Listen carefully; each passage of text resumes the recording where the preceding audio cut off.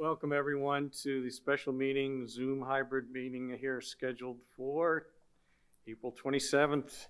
If everyone would stand and read the Pledge of Allegiance.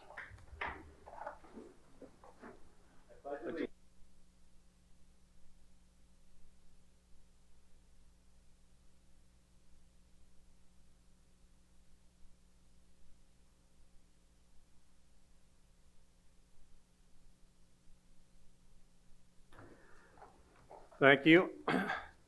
So tonight we've got really part two of our curative amendment on this important meeting to have, I guess, part two of the curative amendment process occurring. The only item that we'll be discussing during tonight is the advertised, declared invalidness of the township ordinance as to data center uses and energy generation systems. The board has appreciated hearing from the residents with interest and expertise in various aspects of the environmental, medical, and sound. As we move forward, we plan to include members of the public directly in the process of writing the ordinance text.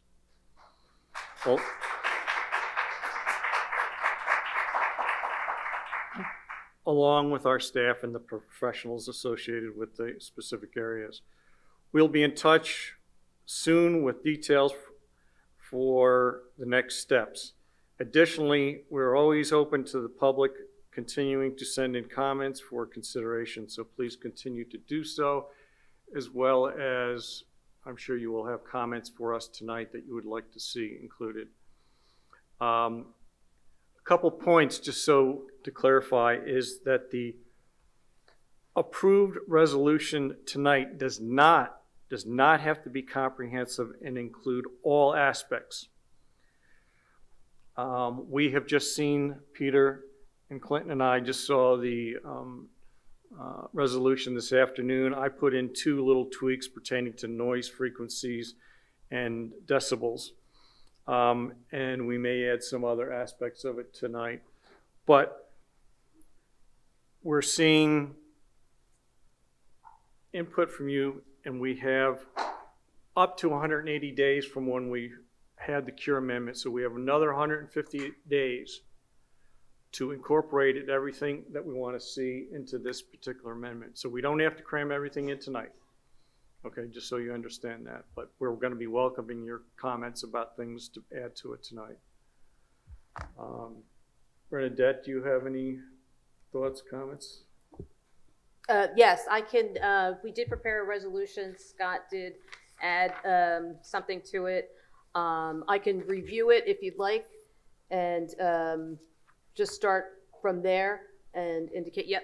So this is going to be a resolution. As you recall, we had passed a resolution back on March 31st in reference to declaring the municipal cure. And then this is the next step under the municipalities planning code. The next step is within 30 days, we have to do another resolution. And this is that resolution. And again, as indicated by the chair, there is a period of time, total 180 days from when we declare the cure to actually, and I'm going to read this too, to either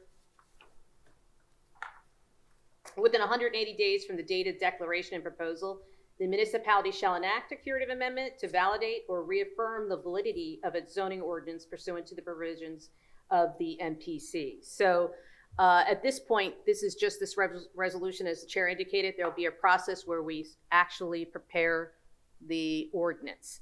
And so this resolution of East Whiteland Township designated specific findings as to the declared invalidity of the township zoning ordinance as to data center uses and energy generation systems. On March 31st, East Whiteland Township Board of Supervisors approved resolution number 21-2026, by which it declared its invocation of the municipal curative amendment procedures set forth in section 609.2 of the Pennsylvania Municipalities Code, which is incorporated herein by reference. Whereas section 609.2 provides that within 30 days following such a declaration, the municipality shall, by resolution, make specific findings setting forth the declared invalidity of the zoning ordinance, which may include reference to specific uses not permitted, or not permitted in sufficient quantity, reference to a class of use or uses that require revisions, or reference to an entire ordinance that requires revision.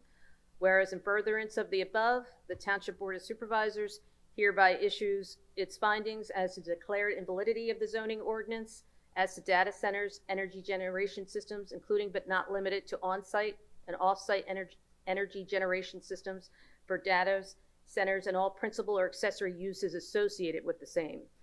And now, therefore, it is hereby resolved by the East Whiteland Township Board of Supervisors, data centers, together with on-site and off-site energy distribution, on-site and off-site energy generation facilities, including generators, and the variety of other improvements associated with the foregoing, as well as energy generation systems as a principal use on a property, can raise unique, wide-ranging impacts on the public health, safety, welfare, which compel appropriate land planning by the township within the scope of its authority under the Pennsylvania Municipalities Code and the Second-Class Township Code.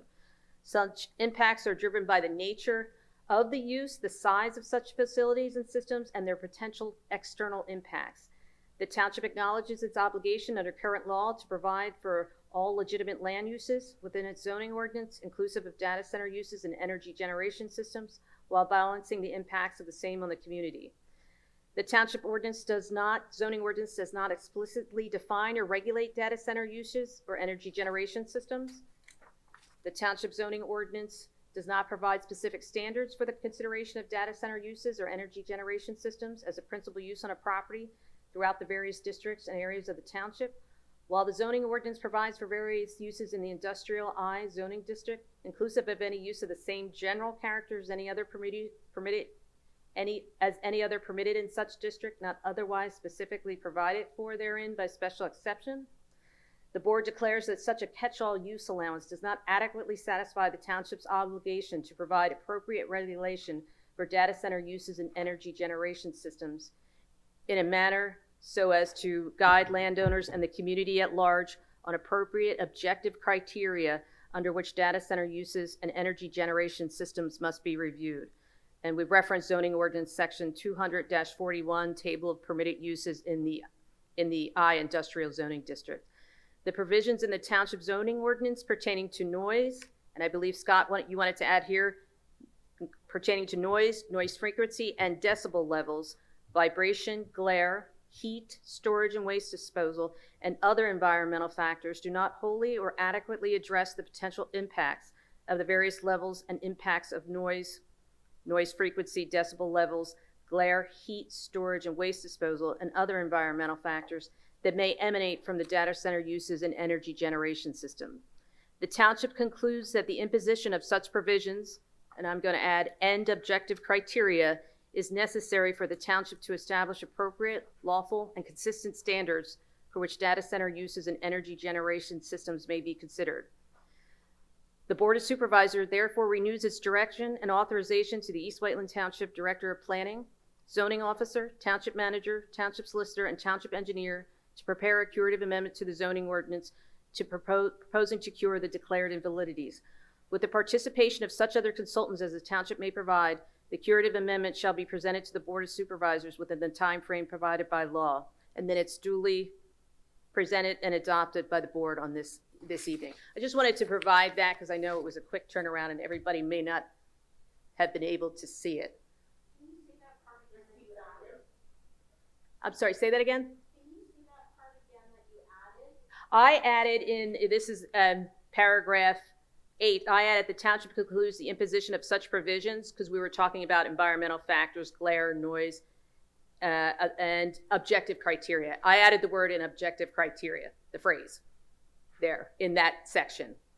Just to be clear, not only those provisions, but we want to add objective criteria.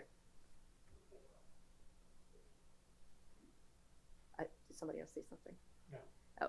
Oh.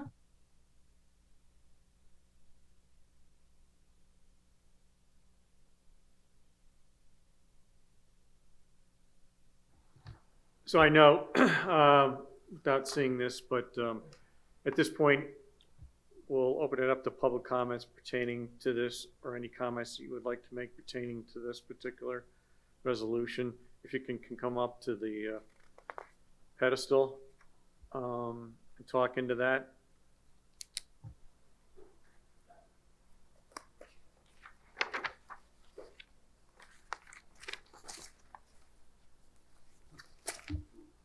Thanks. I just had a question.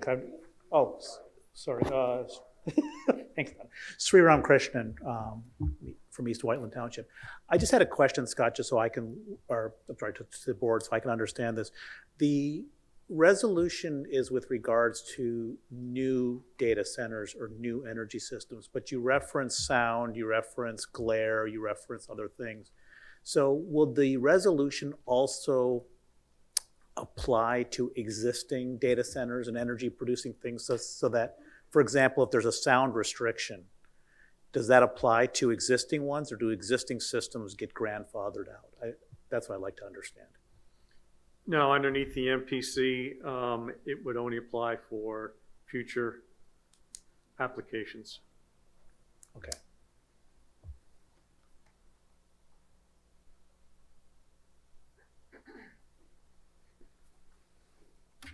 My name is Murali, Murali.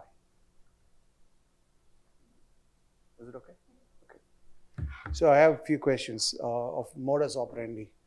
First thing is, when you say you will be able to take inputs from us, how are you planning to receive it, first thing? And then if you definitely need to add it to your ordinances or all the stipulations that you want to put, what sort of a strength do you want from us, saying that if we say we need X, Y, Z to be a part of your ordinance, then how is it that we show our strength, or what is the procedure that we can give you that you are going to add it? That is question number one.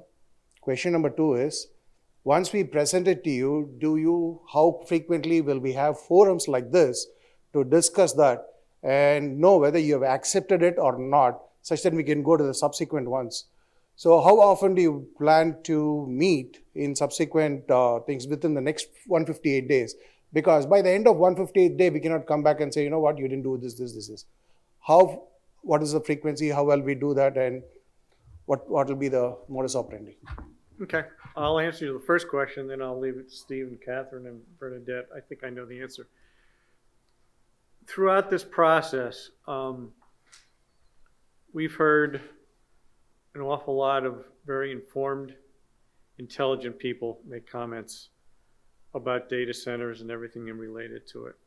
So when you guys send something to us, we will look at those aspects to put into this resolution, okay? And the committee will end up looking at it and figuring out how and where and if it fits in for the need for this. So hopefully that answers your first question. Now, if you just need to notify us,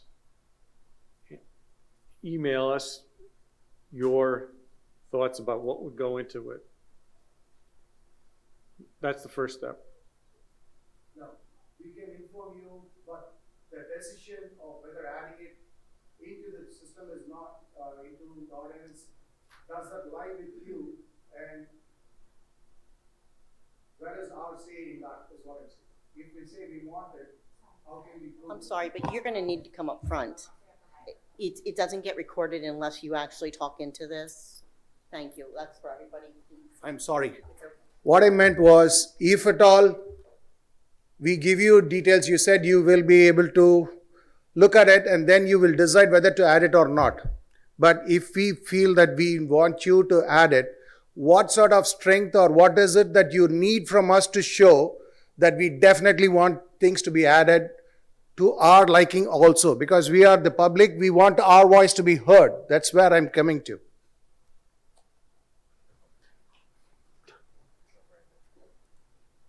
Do you want to? Yeah, I'll take a stab at answering your question. We haven't figured out all the details of the process yet. We haven't figured out all the details of the process yet. We will involve people in a working group. It's not going to be a committee. It's not going to meet on a weekly basis. We have 150 days. You all heard that. You will be welcome to comment. You'll be able to email us. And I'm sitting here thinking about it, but we'll try to keep everyone informed as best we can. There will be public meetings. I can't guarantee how many. It does have to follow the normal process. That means there will be at least 2 public meetings. Has to go to our planning commission, and it has to go to our board of supervisors for a hearing. Maybe there'll be other public meetings. I don't know. This is a compressed process. There's a lot of good model ordinances out there. Folks have given us a lot of good suggestions already. As you guys know, a lot of these issues are technical issues. We're going to involve experts, going to involve staff, going to involve the solicitor. So we're going to have to move fast, and we'll do the best we can to keep everyone informed. I think that's the best I can answer you at this point. Ginny Marcel, Kerslake, resident of, sure. Any other thoughts at this point? No. Guys? Okay. All right, Jenny. Thanks. Ginny Marcel, Kerslake, resident of West Whiteland Township. I just want to address this aspect of it. There are multiple municipalities that are going through this municipal curative amendment process right now in Pennsylvania, and I've seen some that are doing it really well, and it involves just what you're speaking about now, where there is community involvement, where you have a working group like you mentioned, Steve, and they're involved. You've got some great, engaged, and well-informed people, and this impacts the people who live here. But beyond that, they're having a series of public meetings like this, where it's like, okay, this is a draft where we're at. I'm thinking Luzerne County that is writing one for the municipalities that they have zoning for. They've had a series of them, and really great changes have come out of that. So that by the time you get to the part where you do have the hearing, you're already at a good spot. You've had all that feedback, and you're not in a situation where, oh no, we have to get this done within 1 more month, and we have all these changes. So that people are involved all along. There's that public input at the whole community level as well, like with a couple meetings or 3 meetings. You got, several months to get it right, and a way to do that. I would welcome, you mentioned Luzerne County. If you know of other communities, Yeah. maybe they're the only one, I'd welcome you to point us in the right direction, and we can see what they're doing. Montour County did it as well, for the same sort of thing, the municipalities that they use. I believe East Manchester is another one that has. Penn Forest is working on it. I think they've been having some community meetings. West Whiteland's doing it now, so I can tell you how we're going to do it. So, thank you.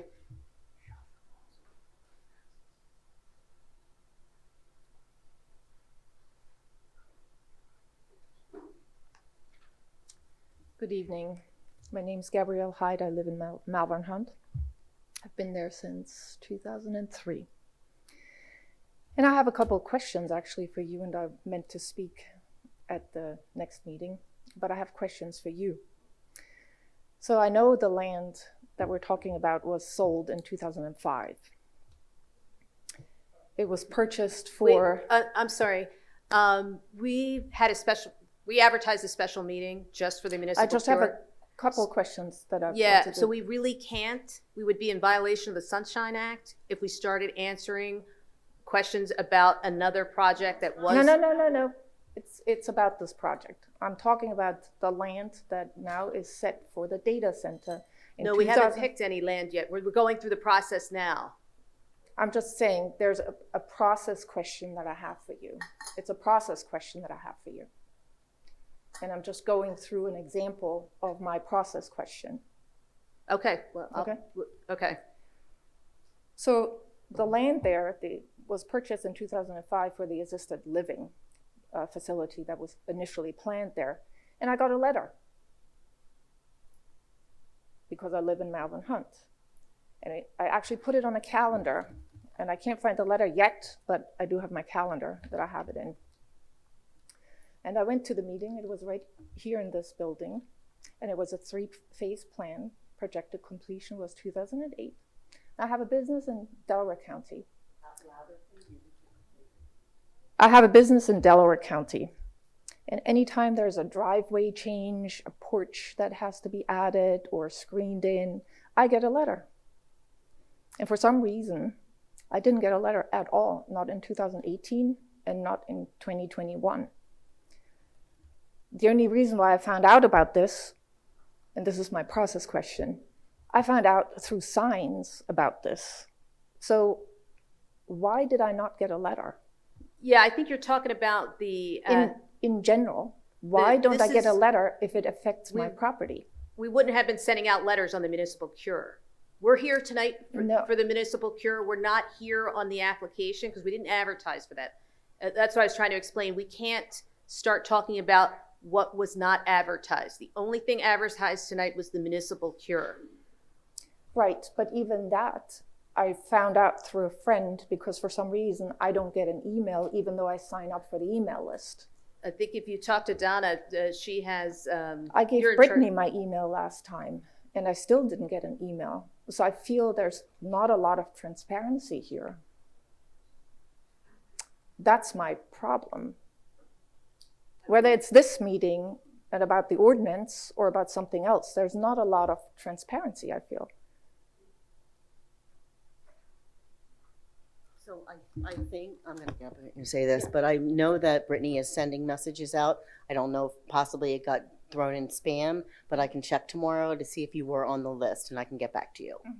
If that helps, because anybody that signed up is getting, you know, the emails as we find out things, we're sending emails. I know Brittany's doing that, so. I've talked to a few participants here today, and they also did not get Okay. emails. Okay, I can So I'm find a little out bit tomorrow. worried about this. I can find out for her Whether it's an tomorrow. ordinance or whether, you know, something gets decided here, and I think this is a big thing. Thank you. Gabriella, I'll find out. What was the title of the email? I don't know. I didn't send it out, so I don't know. Hi, Dave Barrett. Melbourne Hunt. She brings up a good point that's not in this amendment, communication. I think we have to put in there something about how do we communicate to the residents of East Whiteland. There's been a lot of gaps over the years of the one that exists. So I think that needs to be added into this amendment somehow. You've talked about all the noise and all the different stuff, but somehow we got to get communication into this picture.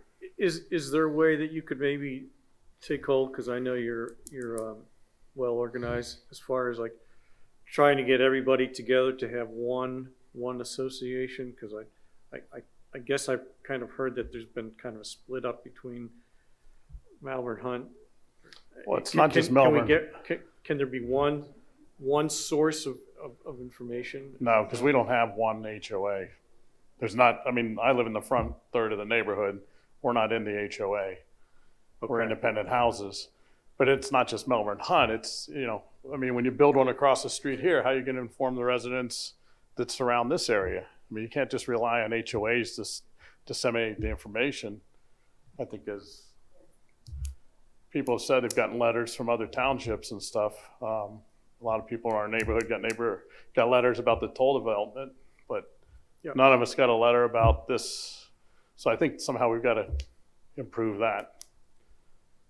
So that you're not getting faced with, you know, everything was already done and, oh yeah, it was posted in the agendas. And trust me, I totally understand from the previous life of being on the school board how hard it is to communicate with the community. But we've got to figure that out. Okay. Thanks, Dave.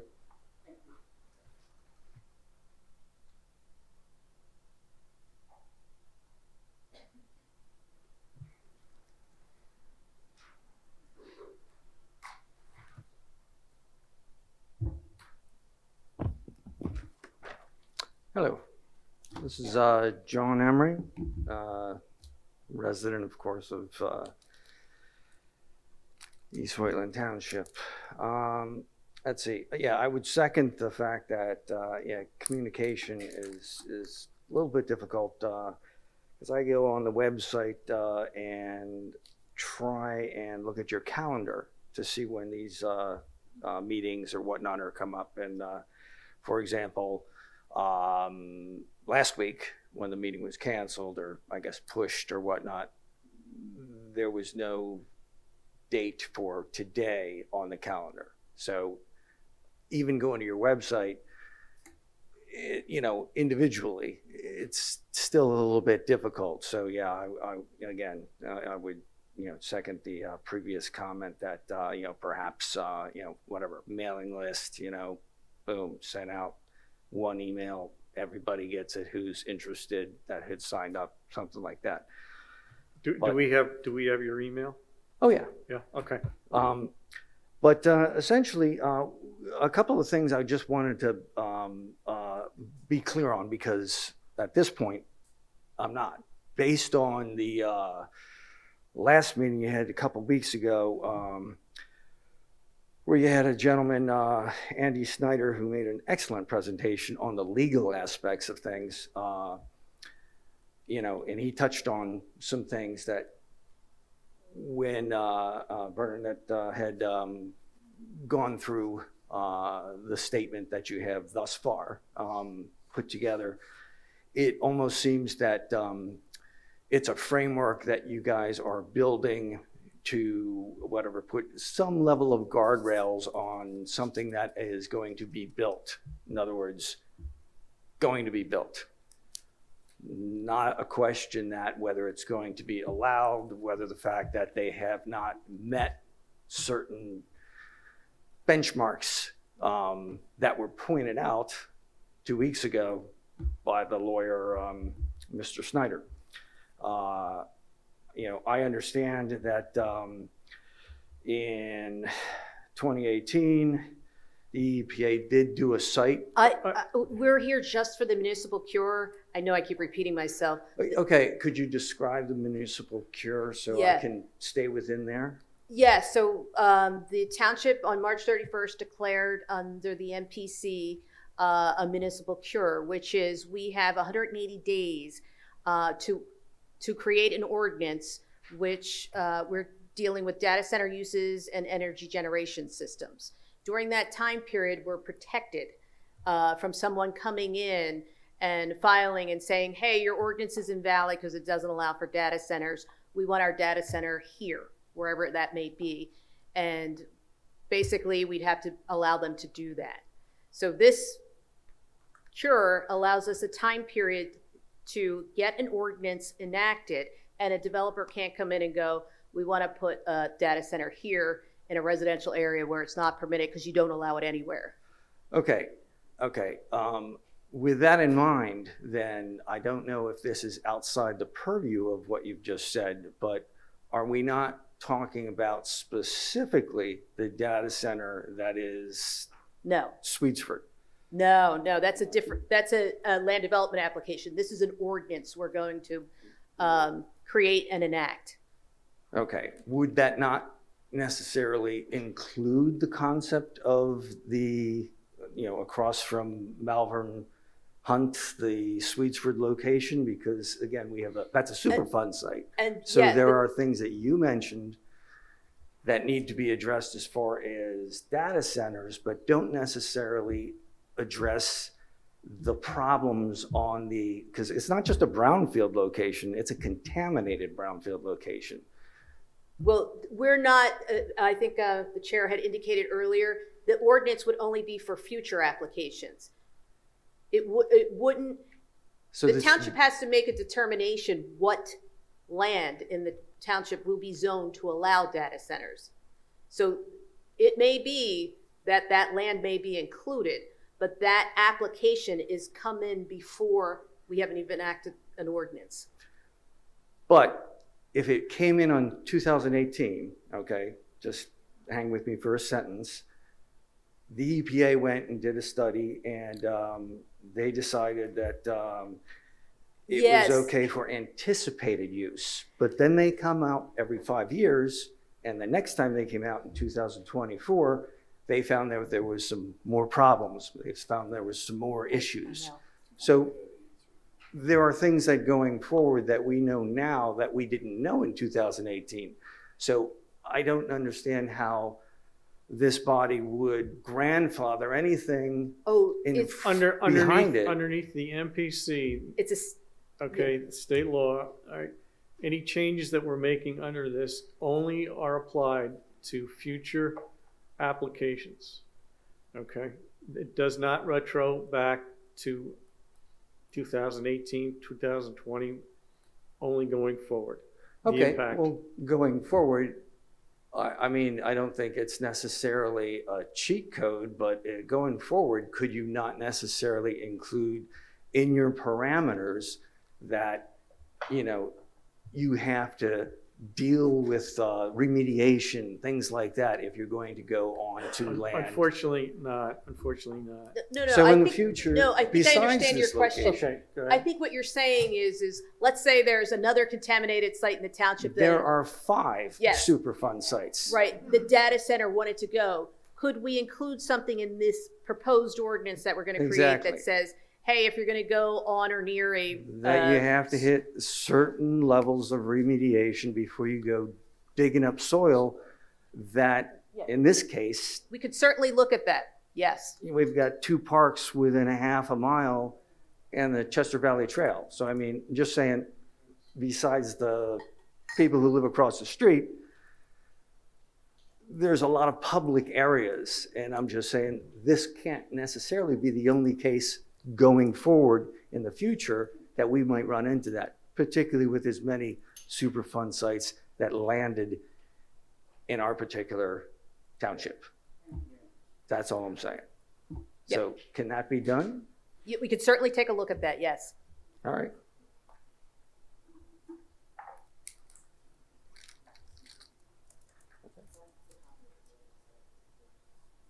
Okay, thank you. All right.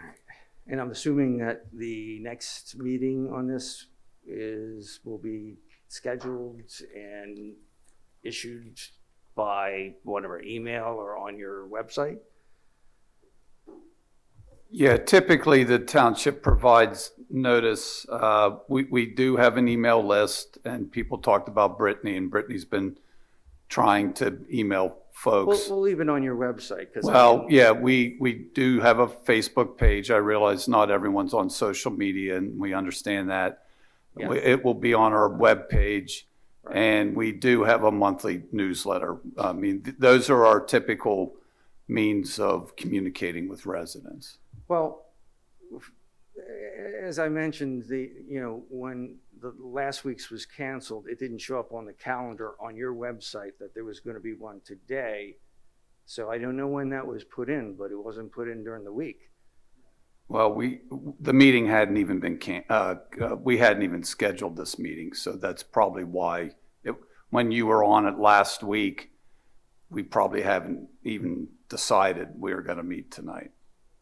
Gotcha. Well, yeah, it was just through another form that I was informed of this, not through your website, which is, again, I think, again, whether you want to call it transparency or communication, I think it would be better to have more people who live in the community involved, and the only way to do that is to allow them the ability to know that something's happening. I had 1 day's notice before I knew that this was going to be happening today. So, and it wasn't through your website. So just, that's a I comment. understand your point, and we hear you. We've heard others. We're trying. We're trying to be transparent. We're trying to communicate, and we'll have to continue to be better at it. Yeah, I'm just saying, just put a buzz in your ear that, maybe there's another way to work something out that word can get out there with a little bit advance notice. That's all. Thanks for your time. So just so you do know that it was actually on the website since Friday, and it was on the website and on the meeting calendar. The calendar that you're talking about, that meeting, was a different meeting. That was the data center meeting that was supposed to be in Westchester. This is not the same meeting, so that's why this wasn't, because you mentioned that it was a postponed meeting. That was another meeting. That was not this meeting. Yeah, it's on the calendar. It's been on it since Friday when we found out. Okay, that's okay. It's okay. It's okay. Well, that's when we found out. It's not the same meeting, though, that he's talking about. Hi, I'm Kelly Donia, and I'm in Malvern Hunt. And what I'm hearing and what I've been experiencing is a lack of communication, and that has left a lot of fear in me and other cohorts, if you will. There are some challenges on the website. I understand what that can be like. I'm in marketing, so I understand it's hard to keep up. And I understand also that we've been throwing a lot of stuff your way, and it's probably been really hard to keep up with that too. But I see it as your job, representing me, to hear me, and then I expect an answer from you. All three of you. I voted for all three of you. And what I see on the regular is no communication back, or my right to knows were not fulfilled, the important ones that actually dealt with my issues, right? Because of things like the documents not being around maybe, or attorney-client privilege, but I was never given a reason why, okay? And when I see everyone go to speak, I see them look at the solicitor and then decide what they're gonna say. And I said it to Clinton when we were back and forth on Facebook, because I don't know how else to communicate. And he towed the company line, he did. And I know that there's a lot of fear on your part about possibly getting into litigation with other parties. I get that. But the supervisor and the Board of Supervisor position, in my estimation, you're our judicial and you're our legislative branch. So you judge and you also represent us. And so I would see your solicitor as advisory. And I don't see that. I get more communication from a solicitor than I do from my Board of Supervisors.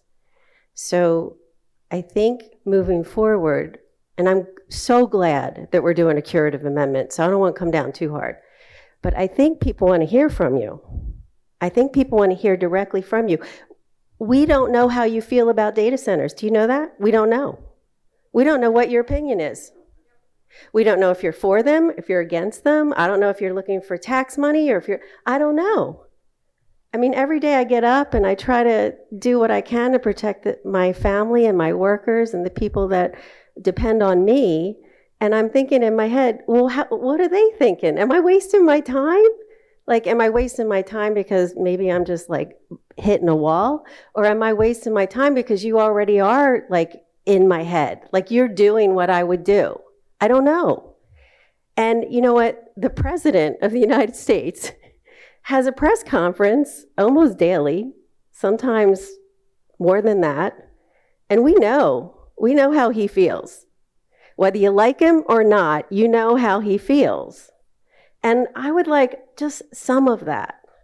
And I think that if we can open up the communication between the three Board of Supervisors, also your solicitors, and the public, and we could have more of a dialogue going, I think we could get some amazing things done.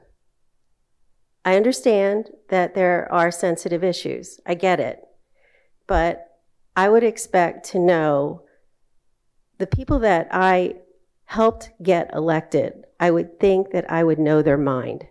And I don't know what you all think. So I just want to put that out there. And we should actually have that as we're developing this curative amendment. Thank you.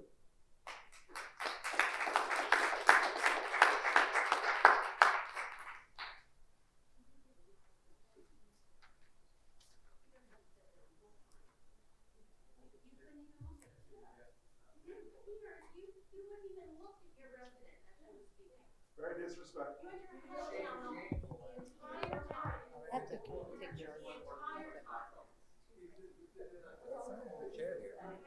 Hey, folks, can we get back on track to this particular topic at this point in time? We're here for the curative amendment, all right? And my name's Andy Schneider. When you guys finish this resolution, you're all going to sign it. There's a signature line on there, is that correct? Okay, so I'm trying to find out what your signatures look like. I'm sorry, Brent, do we sign that tonight, or is that when we see the final, do we have to sign this? This resolution, yeah, you'll sign tonight. I was Okay. making the changes that Scott had suggested and that I had suggested. So, yeah, we'll have it printed out. Donna, yep. Understood.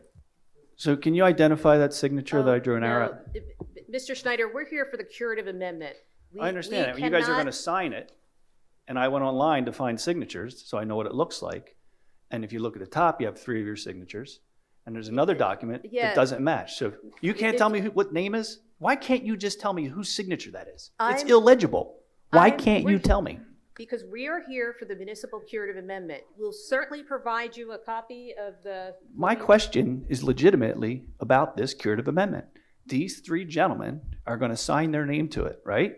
We can And I provide you want a to copy. know right now what their signatures are going to look like. I've presented to you documents that I've gotten off the internet. We will provide you a Why copy. can't you tell me whose signature that is? We're doing a municipal curative. And we Their will signatures are going to be on there, right? Yes, and Well, we'll I want to provide that know. to you. I want to know today if that signature is going to match at the end. Why can't you tell me? One of your signatures are there. Whose is it? Yeah, we're not doing this. You really cannot tell me. We were here last time, and you couldn't tell me if you were going to had Mr. an. Schneider, Yes. we're here for a municipal curative. And you're going to not sign it. for I want to know us what these signatures are. We will provide you. You can see their. We're sitting right here. Why can't you just tell me whose signature that is? I know it's not Scott's. We're not doing this. No. You guys talking about transparency. You won't tell me whose signature is there? This is absurd. You wonder why none of us trust you. And I told you I would trust you till you gave me reason not to. And you've given me plenty of reason. And here's the reason again. Your signature's on there. So it leads me to believe it's one of theirs. Why can't you 5 adults tell us whose signature it is? Why are you playing hide the sausage? We are not here for that. We're here for the municipal cure. You wonder why nobody trusts you. This is it. You.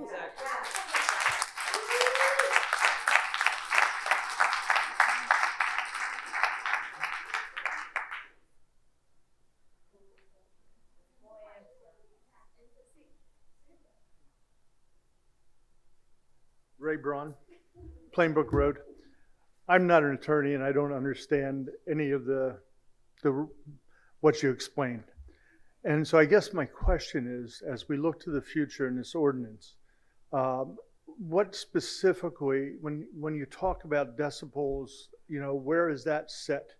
Or when we talk, or will this ordinance include specifically for a data center what the noise ordinance can be within a certain area, or how much land is required as we look at this? Will those kinds of things be included in this ordinance? Okay, because as I was sitting back there listening to it, I didn't pick up any of that. And so I'm thankful. The other side, I must tell you, Scott, I'm sorry if other people aren't getting it. Scott, you answer every one of my emails, even the goofy ones I send you. So I appreciate it. None of them are goofy. I appreciate it very much. But I'll tell you, in terms of, we've got ordinances pertaining to the topics that you just mentioned. Obviously, going forward, there's an opportunity based on a lot of things that we've heard, is to tweak it, change it, improve it.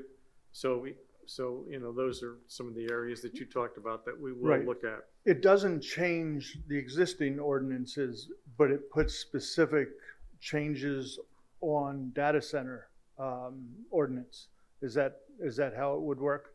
Yes, it's going to be data center Specific. Data center, and then we've added the data center energy generation system, which is something new. We're incorporating this, so it'll impact both of those. Right. Well, the ordinance also, and I think one of the great things that was brought up here is looking at Superfund sites, which probably is ideal for a person to want to build on something that isn't inhabited by people. Will this, though, because of danger of disturbing the ground, that might not be totally, if the EPA encapsulated it or something like that to protect it where it can be disturbed. Would that be something that might also be included in this? That maybe even back through zoning, that maybe the zoning board meets and reestablishes a specific zoning area for a data center, and then have hearings on that area. Just to explain the process, the Board of Supervisors enacts the ordinances. So the zoning hearing board only hears applications that come before it, like for a variance, special exception. So they won't be involved in creating the ordinance. The zoning hearing board won't be involved in creating the ordinance.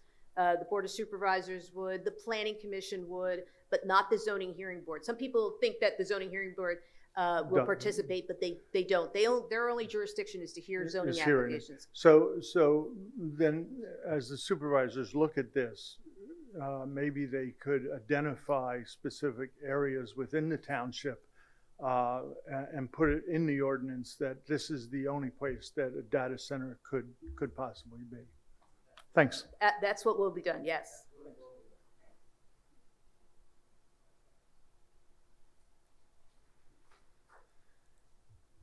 Hi, Tony Giannino, Gianin.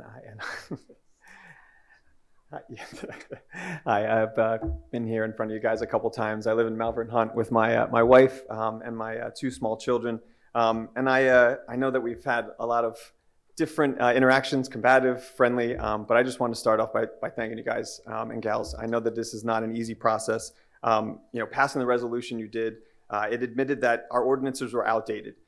It's a huge step in the right direction from kind of all of us. It really is thankful. Putting that in place and putting a moratorium is really helpful, and just making sure that we have steps in process that'll help us in the future. But one of the things that I'm really worried about in addition to, I really hope that you take our words and our expertise into consideration. We have a lot of great people, a lot of good folks in this township that want to step up and help. And I know at the end of the day, it's just your 3 signatures that'll go on this, but really utilize us. There's so many smart folks. We've got PhDs, we've got lawyers, you've heard a lot of them.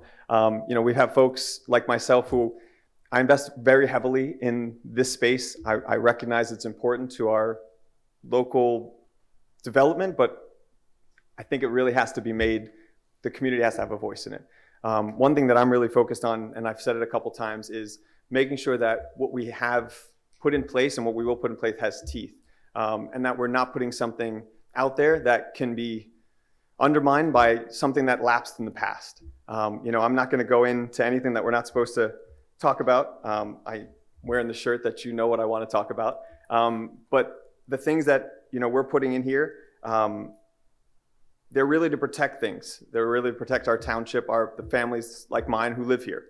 If we allow projects to proceed that have been, deemed obsolete in the past, it's really just undermining what we're doing here. It's being able to put the beast of yesterday into operation to undermine what we're going to put in place for the future. We're trying to stop something, and something that can be easily done, to look at something that's already been deliberated, to not look at it as something that is just grandfathered in.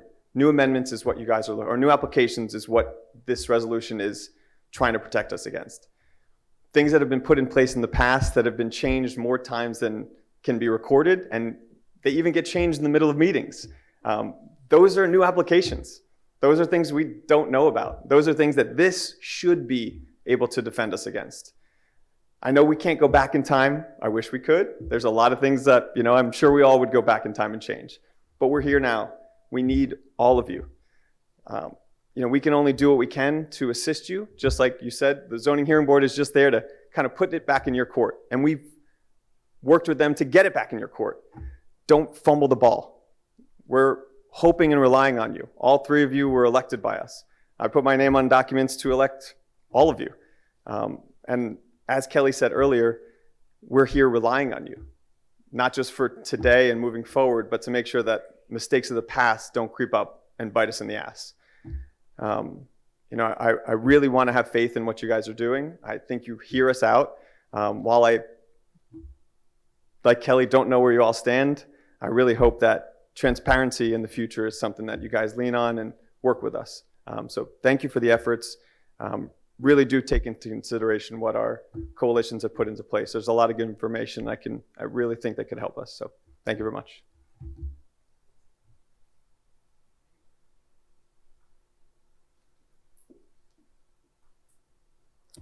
Katie Muth. Hi. Can I ask clarifying questions on the verbiage within the curative amendment ordinance, just from, I'm not sure what is already defined in the township's zoning.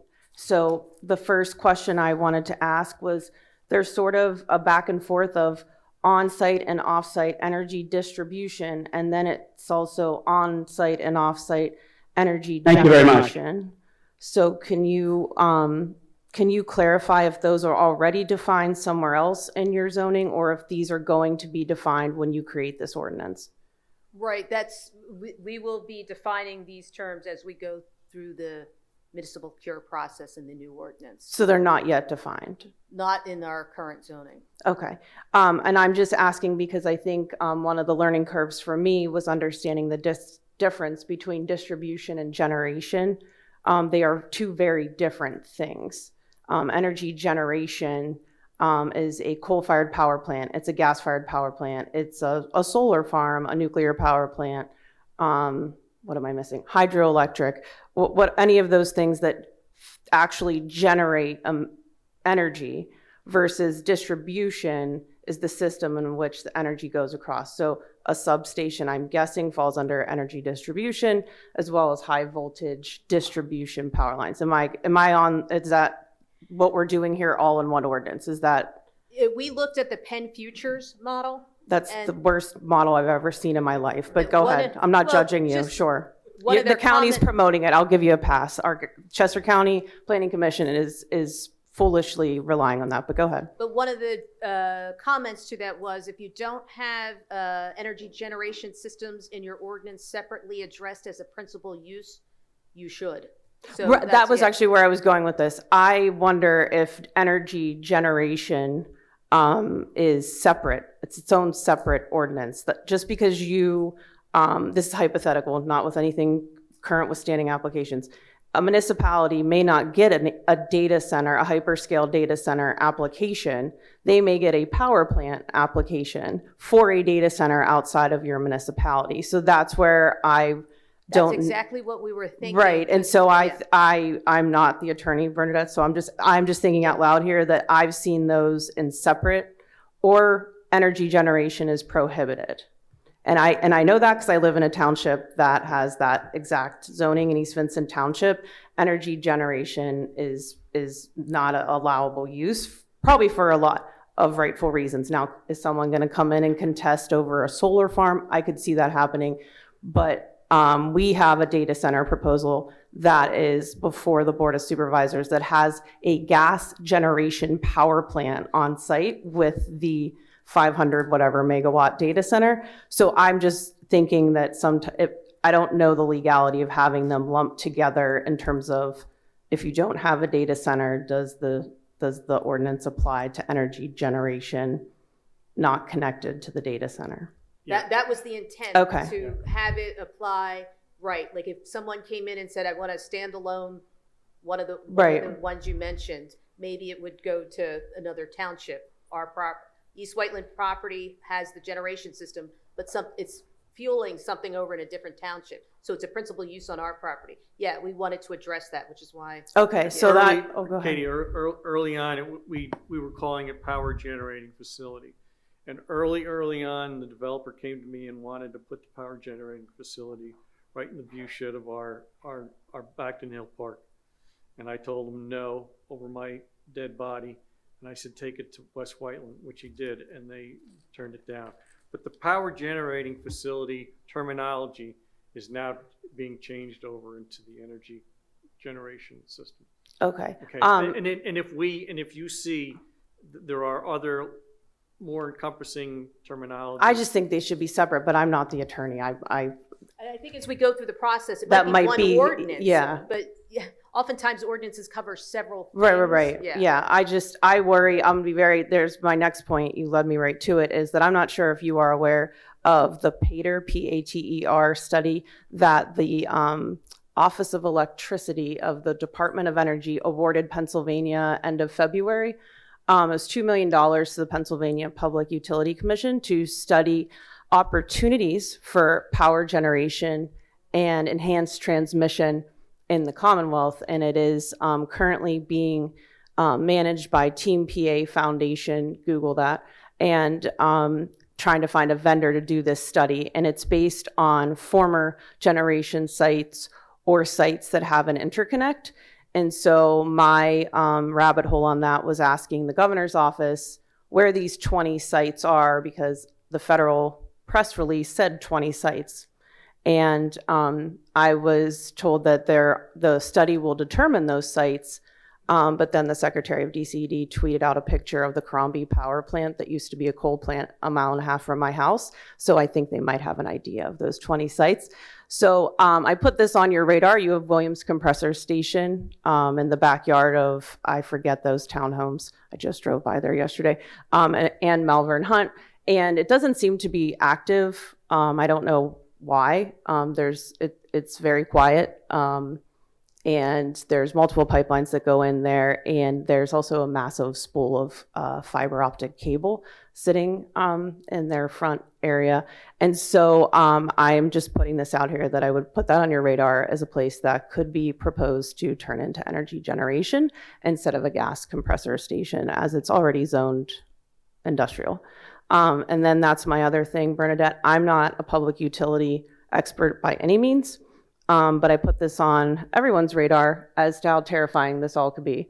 At the Limerick conditional use hearing, Planning Commission hearing, before their first conditional use hearing, there was a dialogue about data centers being deemed a public utility. And if you don't know what that means data centers would then have eminent domain because of their behind the meter or their generation power that they could give back to the grid in the event of an emergency. That already happens at non-hyperscale data centers. And when I say non-hyperscale, I mean below 20 megawatts. That's a definition out there. So for purposes of that, I think that there's an effort to push this. And so whatever you can do to limit that eminent domain, because the substations for data centers are being called a public utility, even though they're allegedly funded by the data center. And even putting them on land that's not zoned for data center because they are a public utility under PICO because PICO's building it. That was the first I had heard this dialogue. And the other one is as people widen their eyes to the dollar signs of these proposals, is that I've heard repeatedly by those who support this effort that data centers are going to fund our public school system.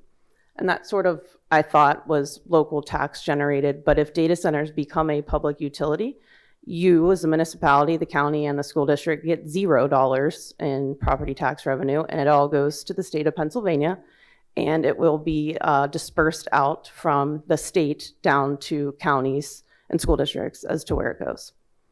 So you should all be very mindful of how quickly those financial alleged benefits can wither away.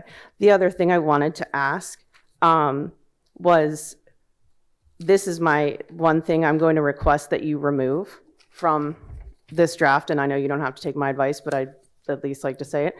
I'm perfectly happy and elated that you're doing a curative amendment. I think all municipalities should do it. There's even legislators suggesting you don't have the authority to do this now. So I'm glad that you are practicing your legal authority and protecting the community. But there's a part in the second whereas that says reference to specific uses not permitted or not permitted in sufficient quantity. And I don't know where that language is coming from, but this is the third time I've seen it in 2 weeks. I don't believe in coincidences in this line of work. The municipal planning code requires a declaration of substantive invalidity, which is what you're doing here, but not a vague assertion that more land should be made available.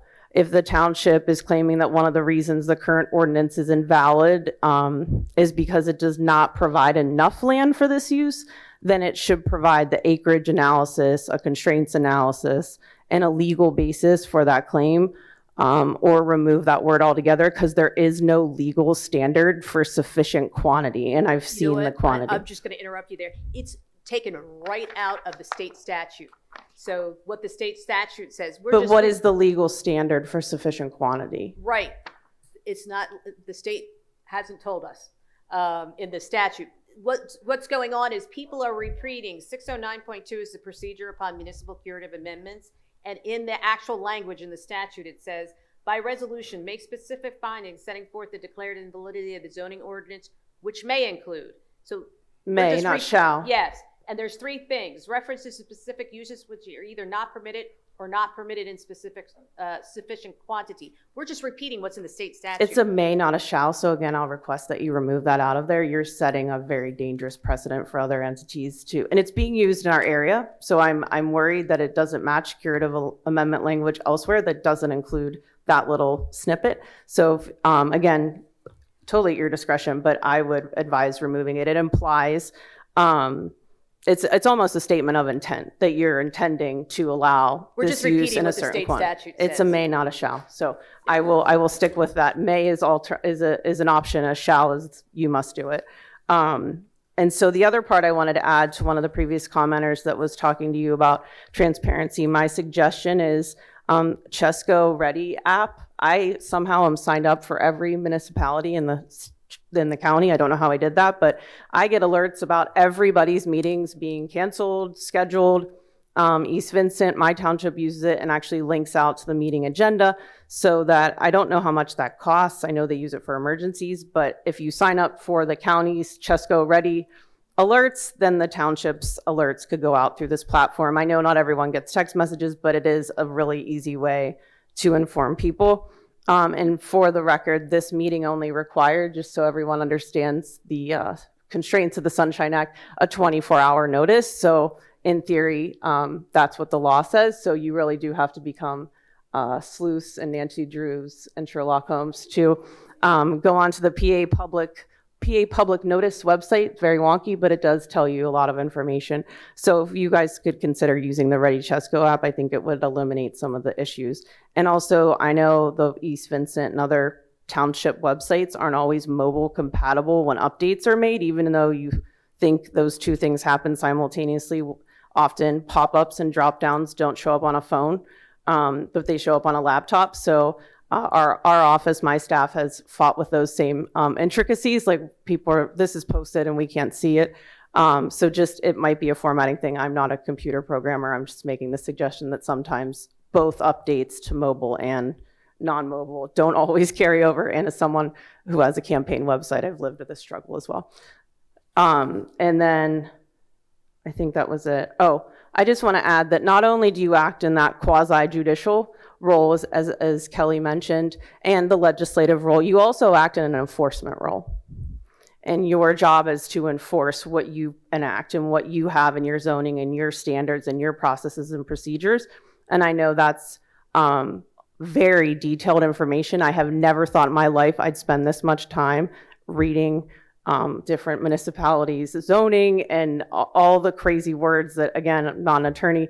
It is not easy to understand, but making sure that you are enforcing what you already have in place in terms of deadlines and requirements it's just like anything in a state law. You can have the greatest law in the whole world, and if no one's enforcing it, what's the point, right? So if we have regulations and protections that aren't being enforced, or deadlines, the General Assembly is wonderful at this, is just kicking everything down the road and studying it for another 5 years. You all don't get to necessarily do that, but you can enforce and should be enforcing what's already on the books in addition to whatever you're adding here, because that is also part of maintaining a community that's kept safe from all types of harm, whether it be law enforcement or environmental or consumer protections or whatever part it is that you have, that those local ordinances and zoning apply to, because there is a misconception, and I want this to be managed in court, Bernadette. I want someone to rule on this with this data center thing, because I think that at what point do we keep a lot of people repeating all things are allowed, you have to require all uses. But when you live in an area that has so much residential development, at what point, and I know you have it in there, balancing the impact, right? But what is that balance when you're in an area that's full of people and you want to have an industrial, forget data center, any industrial operation? At what point is that can't apply anymore? It doesn't apply. You can't, I know anyone can come in, and there are a lot of people buying a lot of land in Pennsylvania for a lot of money to build close to our energy network here. But at what point does that not work anymore? And so I know the courts will decide. As you know, there hasn't been a court battle over the actual final outcome of these data centers, because I think that's the ultimate question. At what point have you violated, has allowing these things in certain spaces where there isn't adequate space? Because even industry, CBRE, whoever you want to buy some land to build a data center, it's a 1-to-1 ratio. What does that mean? 1 megawatt to 1 acre is the typical thing to look for, sometimes 2-to-1. But if you're shoving hundreds of megawatts on 100 acres, that impact is going to spread far further into where people live, because you don't have the space around it. And so I really do think that you should consider putting a 1-to-1 ratio in your ordinance. And also, you do not have to require a hyperscale data center. There is nothing in the law that says you have to require use for a hyperscale data center, nothing. So go ahead, let in the 7 megawatt data center in a place that isn't where anybody lives. And this would be a very different conversation, because those are the ones that exist in Pennsylvania, and they do have some pollutional harms or whatever, but it's nothing compared to what we're talking about. This is a land use that has the same electricity and water needs of a small city. A small city. So the impact is the same of a small city. The pollution of a small city is what we're jamming into places where there isn't enough space. So, well, Katie, that's one of the things that Ginny and I have kind of fought, as far as having the authority on the local level versus what is being talked about in Harrisburg. try it. Where's the law? Go be the champion in court to fight for your people that says hyperscale data centers shouldn't be anywhere near where people live. This is what this is going to come down to. I'm just saying it because it's said in my own township. You know this is going to end up in court. Bring it on. Let's go. Like, you want to build this next to where 300 veterans live? Let's go to court. But again, this is something that is in Harrisburg, that they're controlling more. You so have than local we are. control. Right now you do, and you have it for about 10 more minutes, so I advise you to use it with all authority that you have. Thank you very much.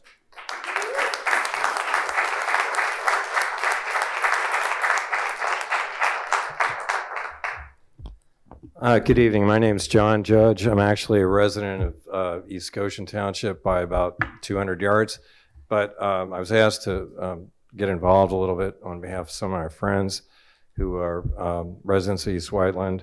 If it helps my credit at all, my son just resigned as vice president of the fire company, but that probably doesn't. I'm a 40-year established environmental attorney and who has represented developers of brownfields and Superfund sites. So I know a little bit about the background here, but I want to address your curative amendment as you go forward, and the township manager, please take notes. I think particularly when the property is a brownfield site, or particularly a Superfund site, if there's any redevelopment, as you are well aware probably already, that this particular developer in this site and the other 5 sites which were referenced is going to have a soil management plan that adequately protects the residents and worker health, and there will be a worker health and safety plan.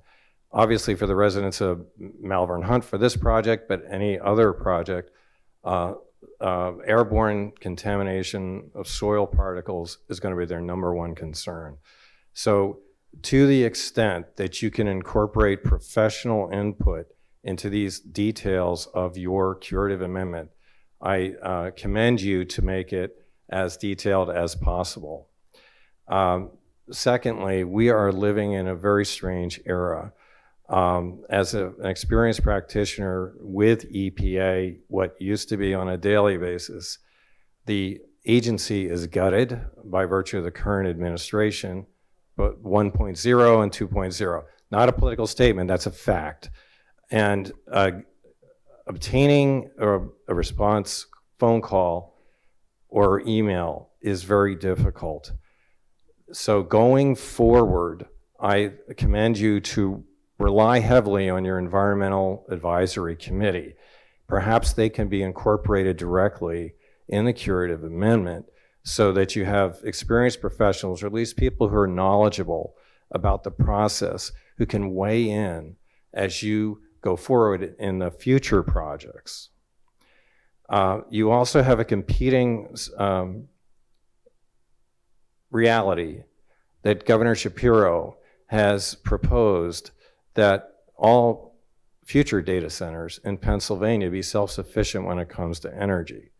Now that proposal sounds great, and it's somewhat, there are opinions on both sides.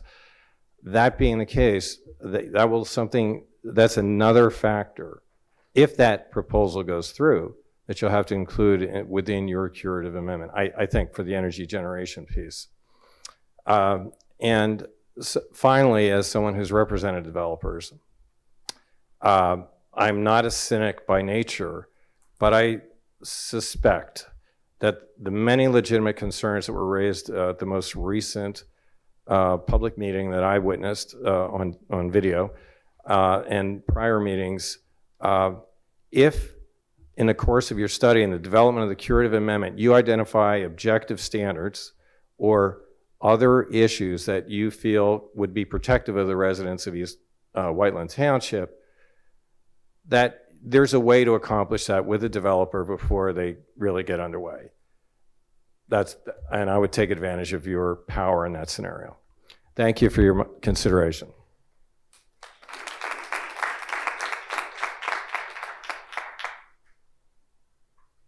Hi, my name is Dyson Kennedy. I have a question regarding the purview of the ordinance we're talking about today. Would it be possible to use this ordinance to require reapplications should certain standards, such as environmental concerns, not be met?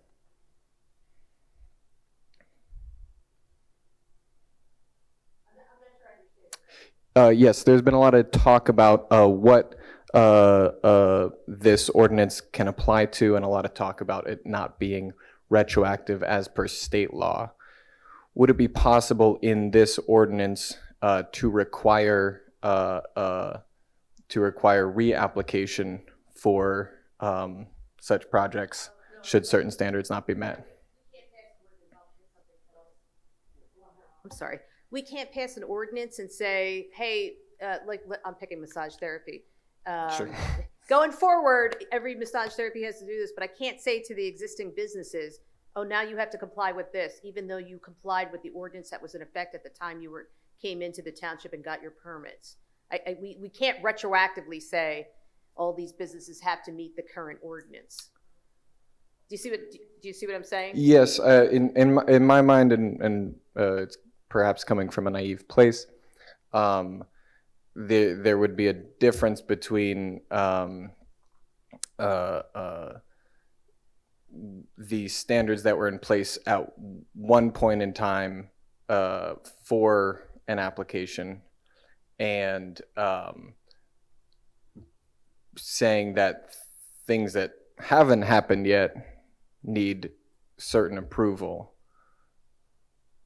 Maybe doesn't seem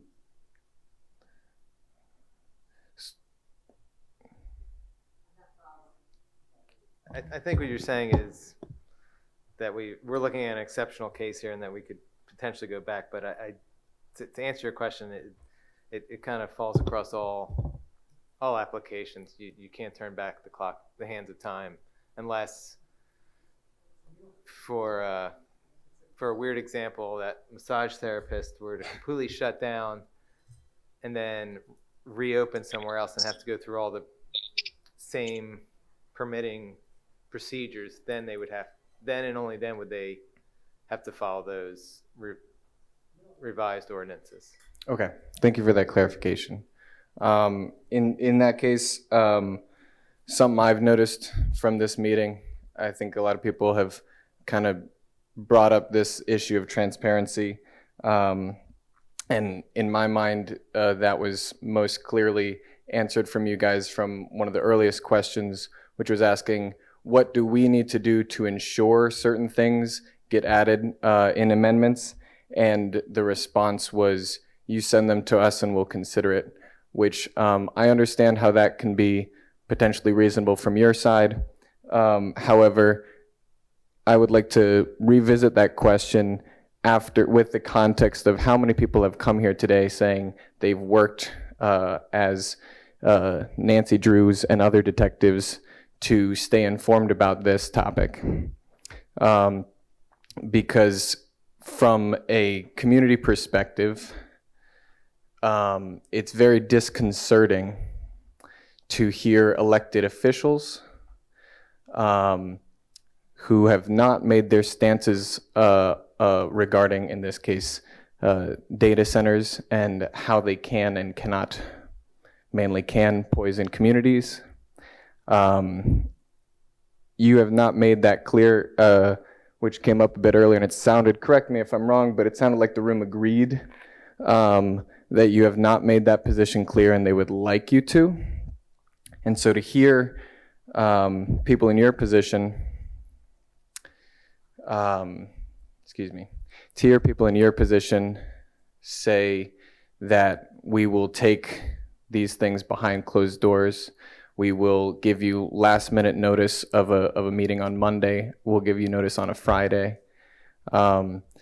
That's a very disconcerting position to be under, and so I would request that you, that this body do more than the bare minimum for communicating, that this body do more than, as I said, give notice on a Friday for a Monday meeting, because this is going to impact a lot of people's lives.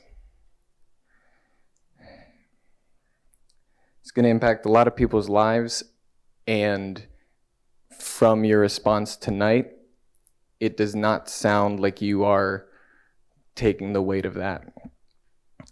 So I would like to bring up the question that was brought up earlier, which is what thresholds are you using in technical means, in legal means, and in community support means? What thresholds are you using to determine whether community input should be added? Thank you.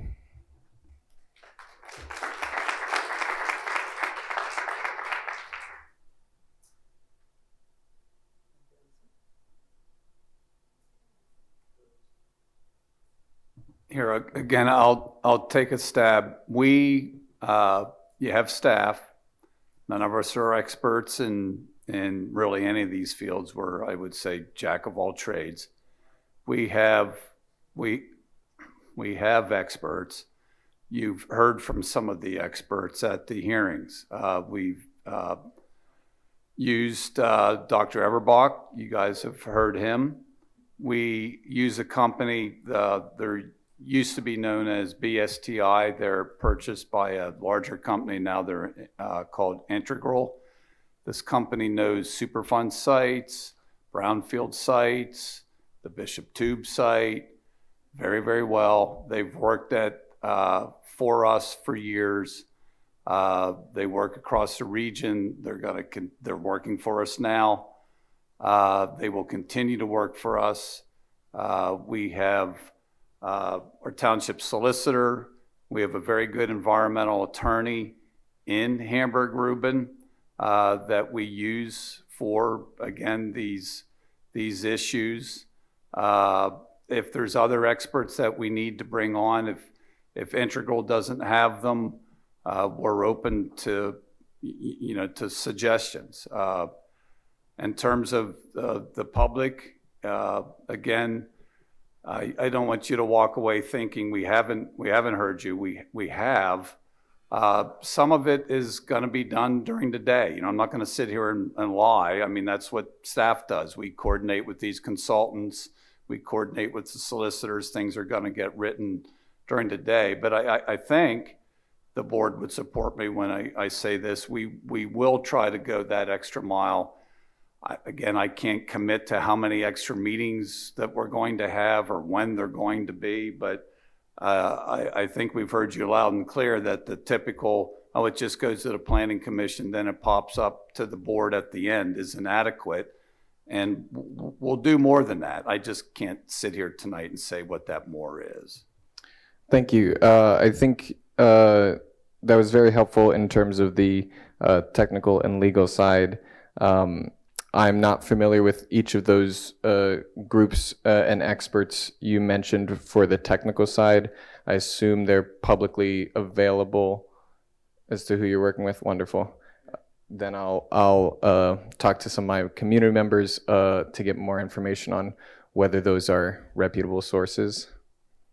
Yep. Oh, sorry, and I just wanted to add on the timing part of things is that with a zoning text amendment, there are advertising periods that are much longer than for a special meeting. So before the Board of Supervisors, it's at least 30 days that it gets advertised, and the public has an opportunity to provide comment during that time. So, and that's in addition to the Planning Commission's consideration. So there's a lot longer lead times. And so one of the things that I wrote down, because I think a few folks have mentioned it now, is that we'll make an effort to publish what we think will be our timeline on our website so that people can follow along of what the prescribed timeframes are for consideration before the Planning Commission. It also needs to go to the county for review and then back to the Board of Supervisors. There's quite an extensive review process that needs to take place. Okay, thank you.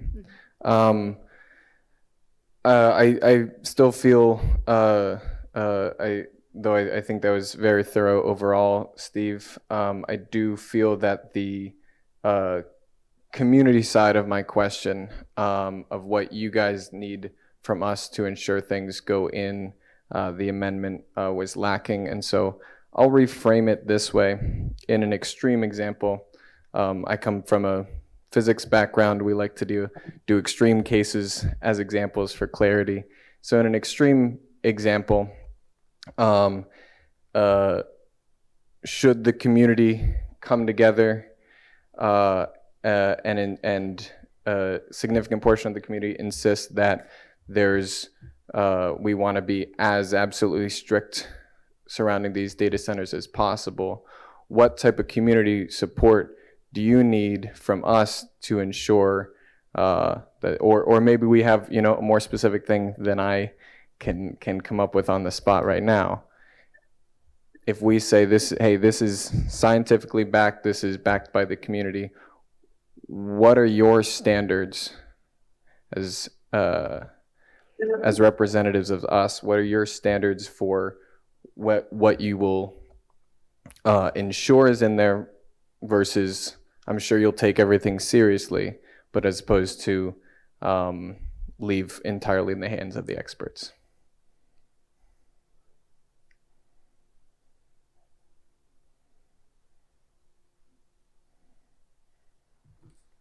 Yeah, I think you're right, Bernadette. In terms of, I mean, we'll be listening from a number of different sources, and depending on what they are and the complexities, we'll do a best determination in terms of what is best for the community from that assessment. Again, it's not going to come out of one box. Sure. There'll be experts, there'll be input, there'll be staff, there'll be discussions. So it's not a singular decision on this. Wonderful. Thank you for your answers. I'd like to reiterate any more clarification from the three of you as to what your overall positions on data centers are would be greatly appreciated. Thanks.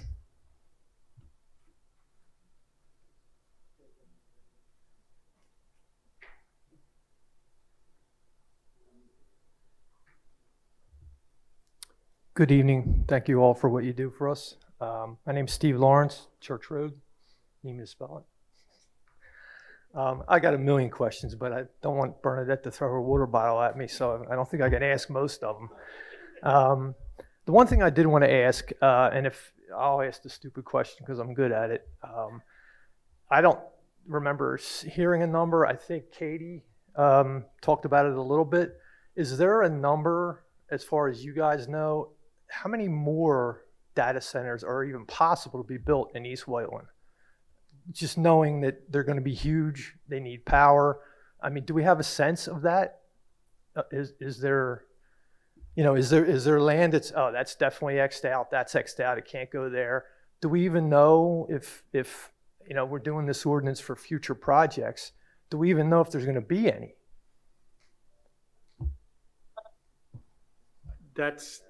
That's a tough one. No, we don't. We don't. But what we're trying to do is, in the event that something does come into this township, again, data center related, there is a data center ordinance to capture. Sure. Yeah, I get that. And I don't know if I think Katie set out a number. I don't know if it was all in Pennsylvania or it was Chester County. So maybe I just missed that. But I just wondered if you guys had a number or, it's even been looked into. I don't know, but there's a lot. And certainly all the townships are kind of on the same weight in terms of the data center ordinances are not on the books, and everyone is trying to create them. Sure, yeah, it's the thing now. So. I did have one other question. There was an article, and I believe it was in the Daily Local a couple weeks back, about non-disclosure agreements being signed, I guess between the municipalities and the whatever corporations trying to build the like Green Fig or whatever. Is that something that should be considered into this new cure? Is it something that is even? I mean, I don't know if it was going on for with Green Fig, but it was basically. I don't know if it was to. I'm sorry. No, I read the article, it was 2 weeks ago, and but it basically was dealing with they would sign a non-disclosure agreement. I don't know if they had what's that term, something property. Yeah, I don't know if it was because of that and stuff couldn't leak out because they would lose value. Sometimes it's related to security purposes, like if we have not been told who the tenant is, and they may never tell us. Right. Because and I understand maybe the non-disclosure was related. Hey, we'll tell you, but you can't be disseminating it because Homeland Security said don't do that. Or something like that. I don't know. And I didn't know if it was for the transparency aspect of the whole thing, or it was the company trying to hide stuff. Who knows? Or maybe it was not that any of you guys would ever do this. Maybe it's a township official, trying to slide something under for whatever. I don't know. But I didn't know if that's something that should be considered in this cure, just to maybe look into it, just to see. We could certainly look into it. The article kind of intimated that it was happening in other places. Now, I don't know if it's just in Limerick or it's more widespread than that. So just wanted to bring that up. So thank you for your time. After Bob, can we open it up to Zoom? I have people that are patiently waiting.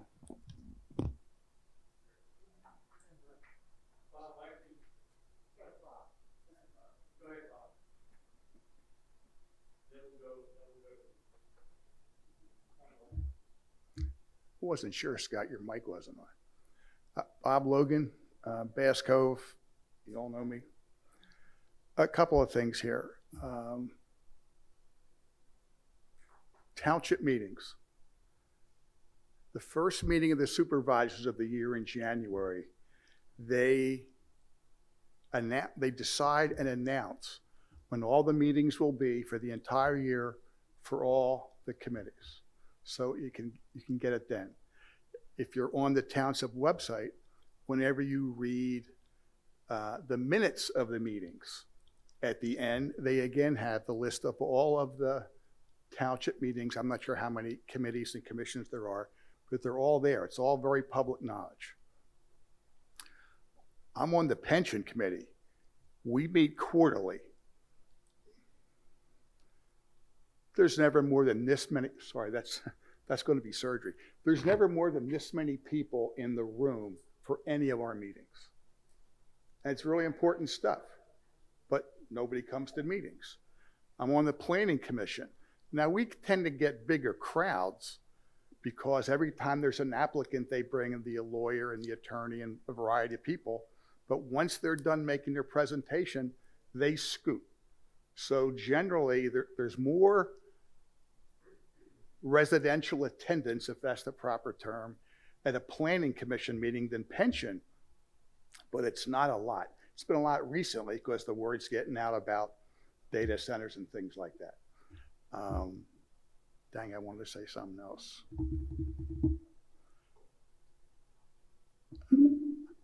I'm out of gas. Let's see.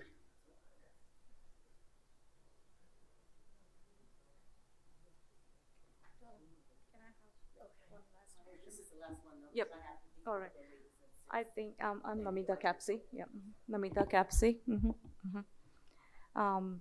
My question, maybe I'm the last speaker, so it's kind of summarizing the whole thing about curative amendment. So staying on that track, I'm tagging along Kelly and then the previous speaker, but staying on that curative amendment track, since you are very particular about that, can you explain how this curative amendment is summarized? How is this going to be created? I'm sorry.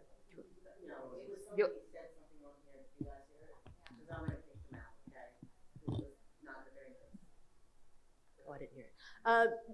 And so, there are model ordinances out there. Montgomery Chester put one out. Other municipalities have done their ordinances. We'll take a look at them. There's guidance has been provided.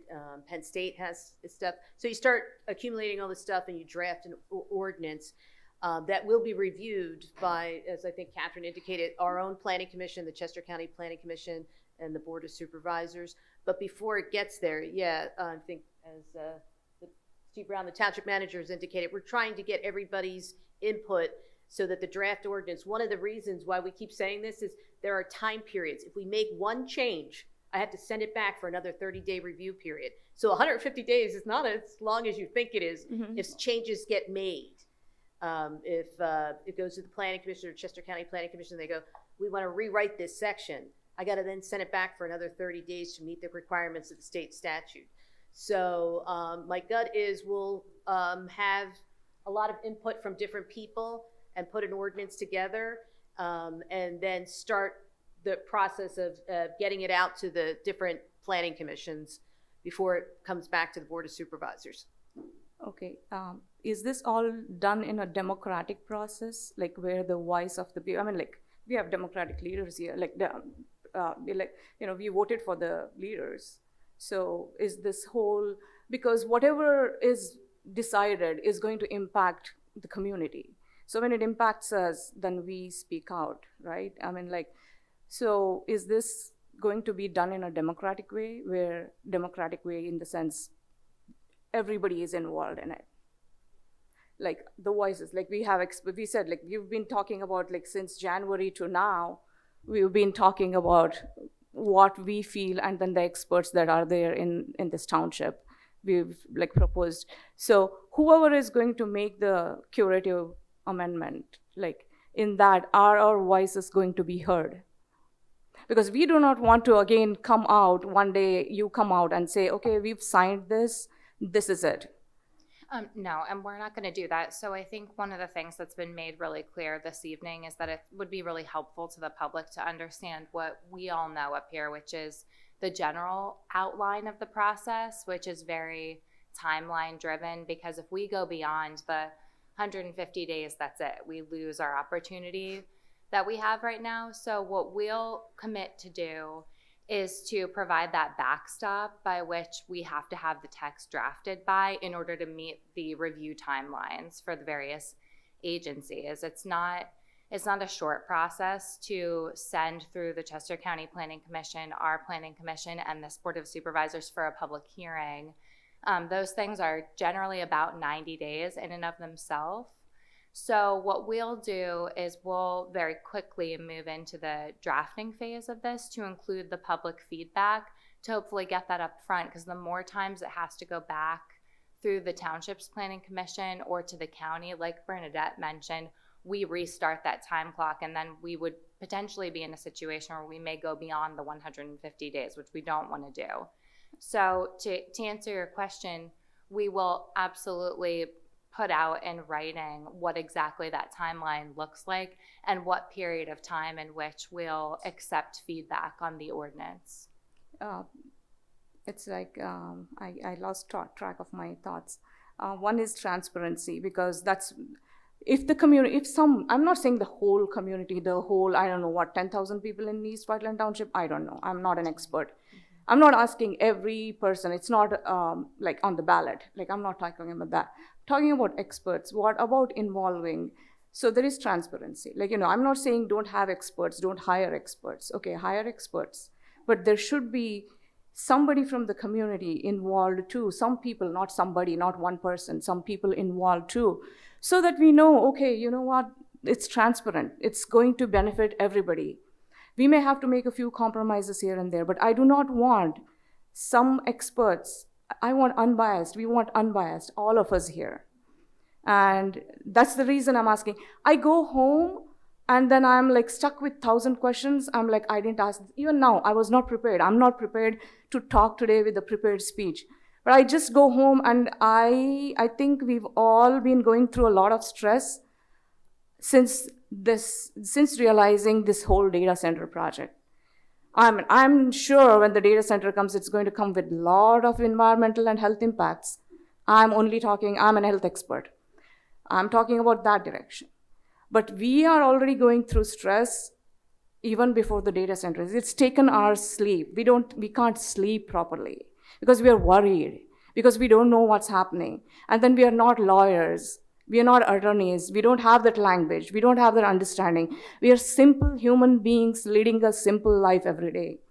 And talking about the new laws not applying to the old things. You know what, in health, we titrate the dose as with the person. You all go to doctors too, so you cannot be on a fixed dosage for life. So the way your health goes up and down, then we titrate the dosage. So we don't say, okay, I'm prescribing 10 mg to this patient today, and this patient is going to be on 10 mg irrespective. That's where I'm drawing. I don't know if I'm making the right comparison that I am trying to make, if you're understanding. So why not, when we titrate dose and treat a human being alive, why not ordinances be applied to the previously approved, if there is stuff that is not within the limits of the new ordinance. The new ordinance is going to, I am believing the new ordinance is going to be made township friendly, residents friendly, right?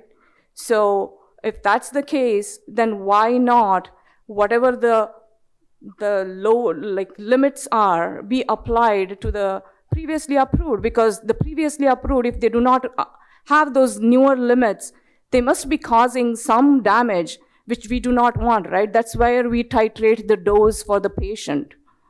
It's to keep the patient healthy. So to keep the township healthy. Healthy could be in any way, environmental, health, financial, any way. I'm just asking in simple language. And then, Scott, we've been wanting to, we call a democratic system. We vote, you represent us. We vote because you guys, all three of you, take care of us.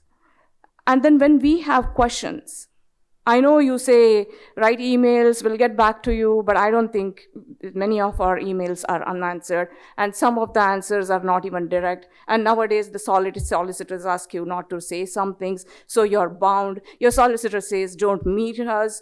So I think it's me, I have 1,000 questions, maybe all the people here, And on Zoom, they have many more questions.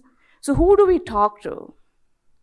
I talked at the Planning Commission March 9th meeting. I was talking about health. They said Planning Commission doesn't deal with health. Then I asked, who do we take it to? Who do we talk to?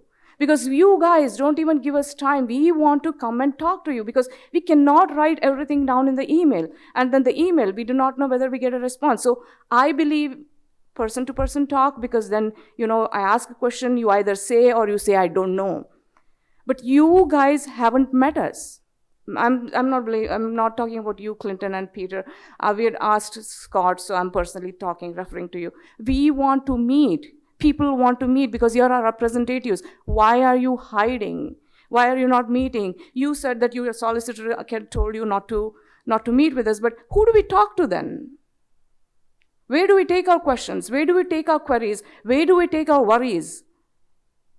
Why do we have to Why do we have to worry and have sleepless nights for something which is not even going to do 100%? Okay, another thing. If it was such a really good project, then all the people would have been happy and welcoming. Like you build a park or you build something, then when you have so many people resisting it, why don't you see there is something to it? Because why would all these people here, the East Whiteland people, residents, love the township. So if we love the township, we will be happy if you're putting something good there. If something bad is coming, this is the alarm everybody is raising, right? I mean, why are we not heard? Why would we resist if something good is going to happen to our township? There's so many voices. You have the petition, we come, we show up, we are doing, and everybody understands it. When everybody is understanding it, why aren't you understanding? You are smart people too. It's simple. There's no legality language I'm using here. It's simple everyday living. I'm just asking about that. I know to live in a sophisticated life, we have all these rules, laws, blah, blah, blah. But I am just asking about simple life. We created democracy to live a simple life. So why don't you take a decision which will be good for everyone? You live here too. I mean, would you be happy if somebody even comforts me to what I'm talking about?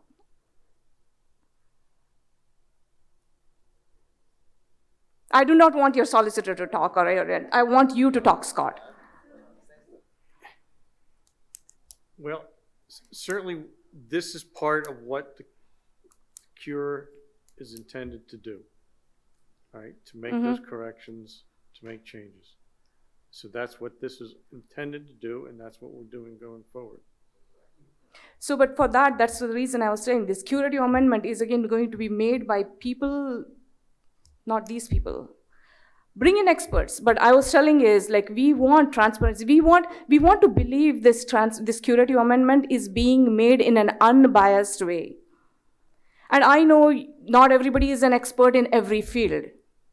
I'm not sure what else we can do in terms of we've got professionals, experts, consultants that we're bringing in. We've got the staff. We're going to be having an advisory board from residents giving their input as well. So is the advisory board from the residents advisory board, when are we going to hear about that? Or have you selected people? We mentioned that at the beginning of the meeting that we were going to have an advisory board. Sorry, I missed that because I came a few minutes late. Yeah. So there is in fact going to be an advisory board that's going to be assisting us with putting in the wording and the changes. And we will know who those people from the community are. Like, will you be publishing the names? Like, will we know them? Sure.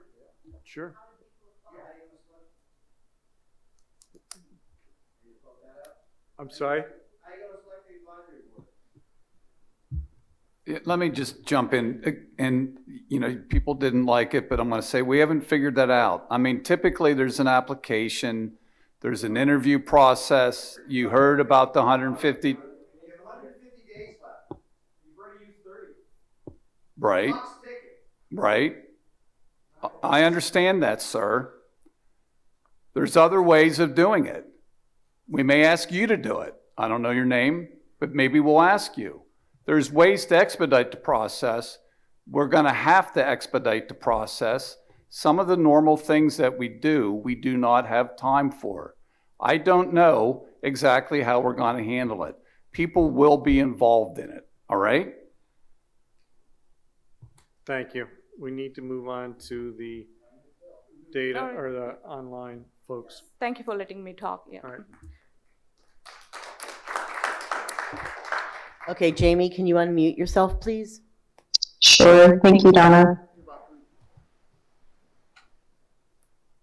Okay, so I guess a couple questions about the content in the curative amendment. Is there language in there around the decommissioning or potential stranded assets?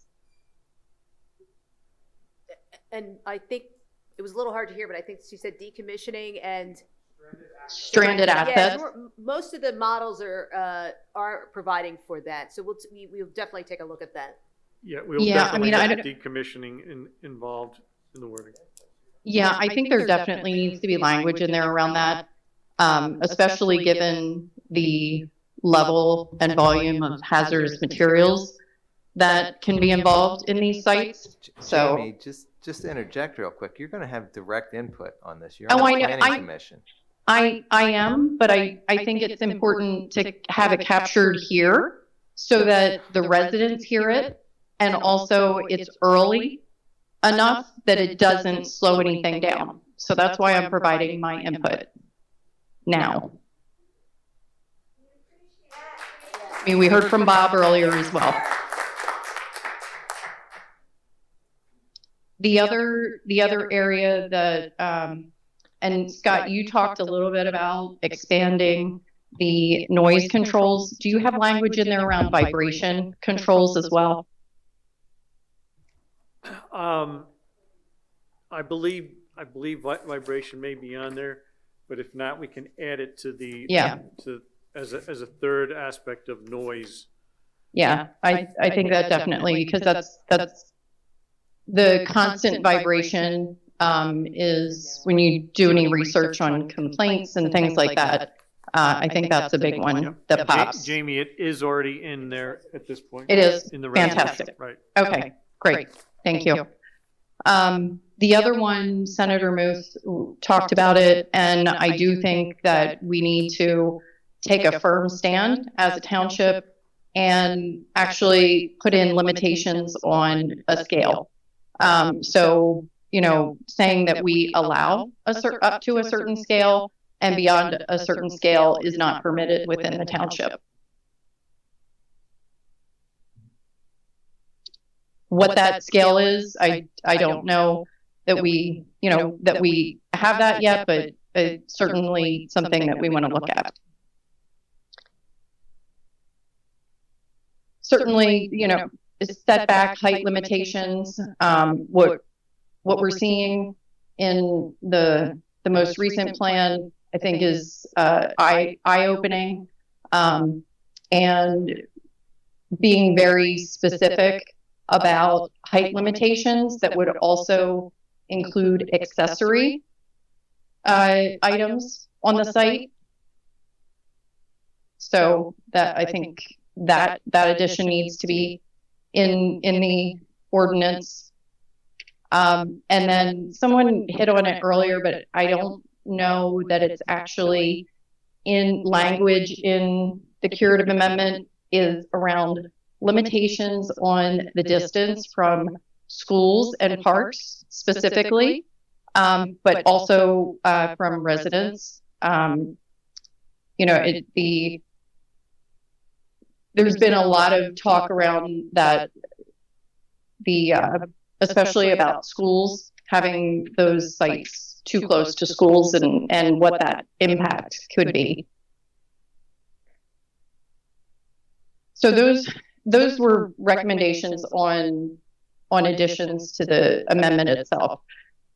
The other clarifications I think that maybe need to be called out would be around the power generation.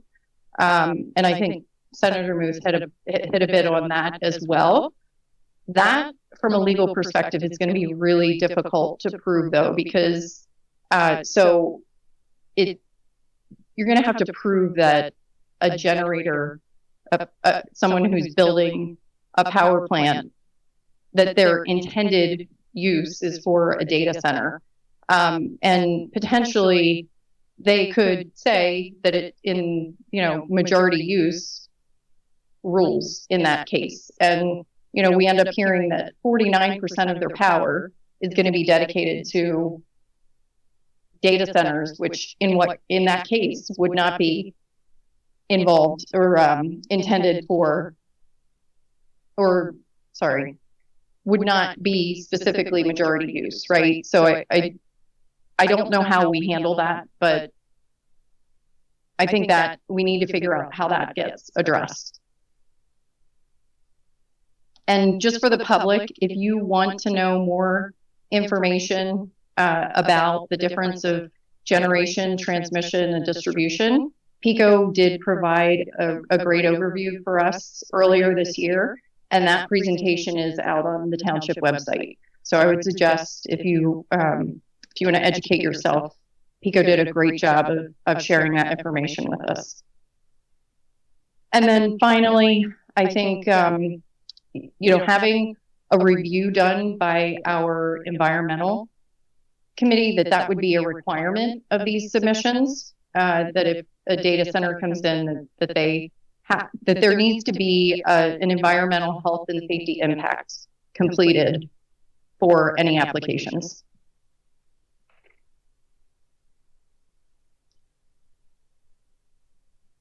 I think those were my big ones. Thank you. Thank you, Jamie. Okay, up next is Julie Ferris.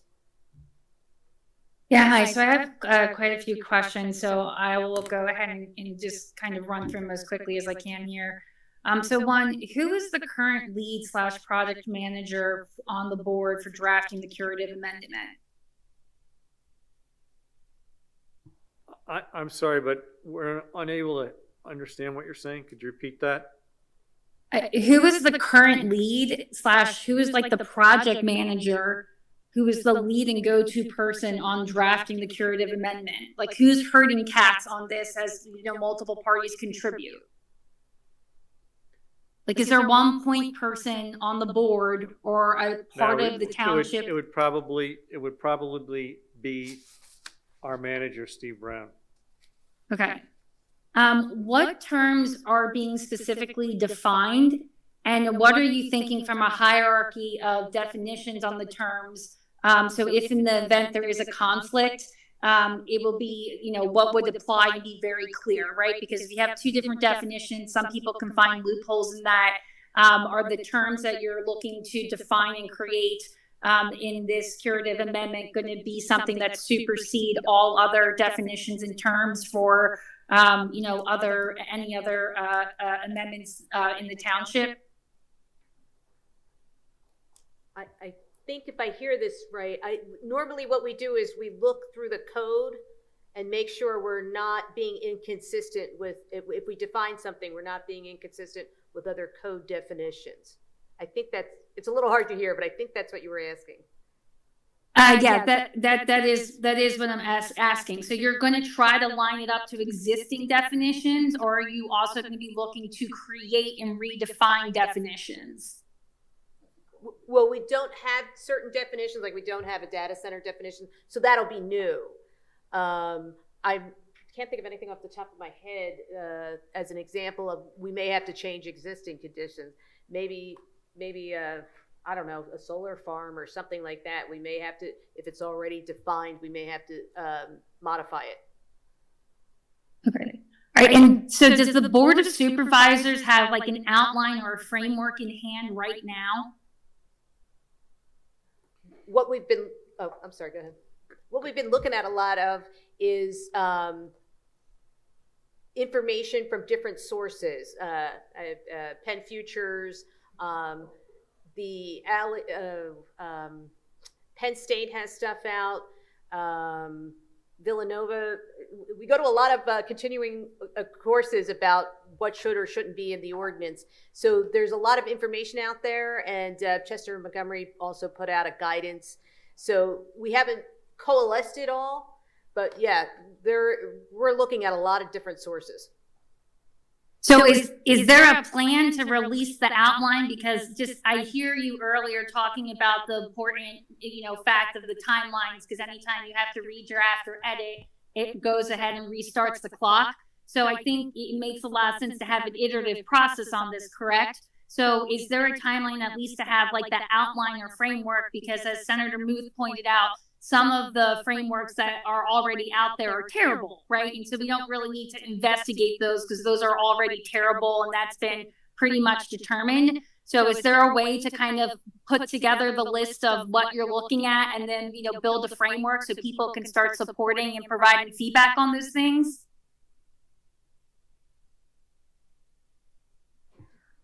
If you have any good models, we would welcome you sending those to us. And as Bernadette mentioned, Steve Brown would be the proper person to send that to in our office to streamline communication so we can get moving as quickly as possible. Okay. And then who are the consultants and firms being hired for the advisement on noise levels or NPC compliance, Pennsylvania residents' constitutional rights, health agencies, environmental agencies for the draft? Like, can we get a list of names? Is there a community advocate? Has anyone, spoke or engaged with anyone from the Food and Water Watch to go ahead and make sure that they're part of the dialogue?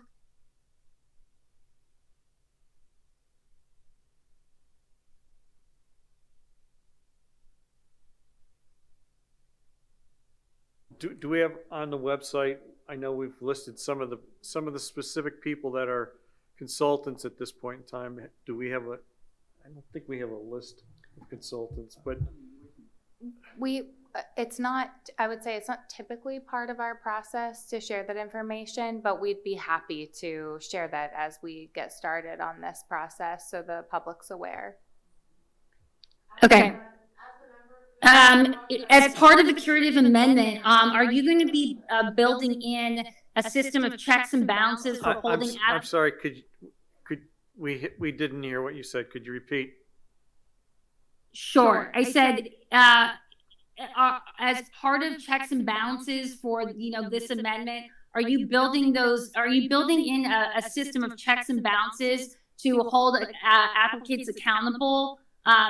For these things, and what is our mechanism to check to make sure the validity of the statements and things that are submitted are true and accurate?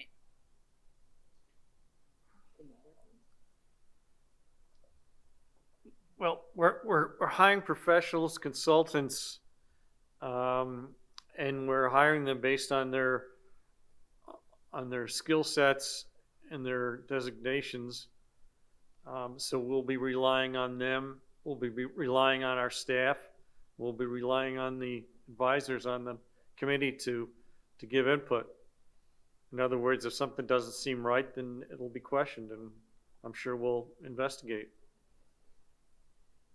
Okay. And then I noted from the last meeting that Mr. Fixler seems to be very fond of field trips to data centers. And so I was curious, is there a plan to go to Granbury, Texas, or Loudoun County, Virginia, to speak to the residents that have become physically and medically ill from the data centers to get their position and perspective?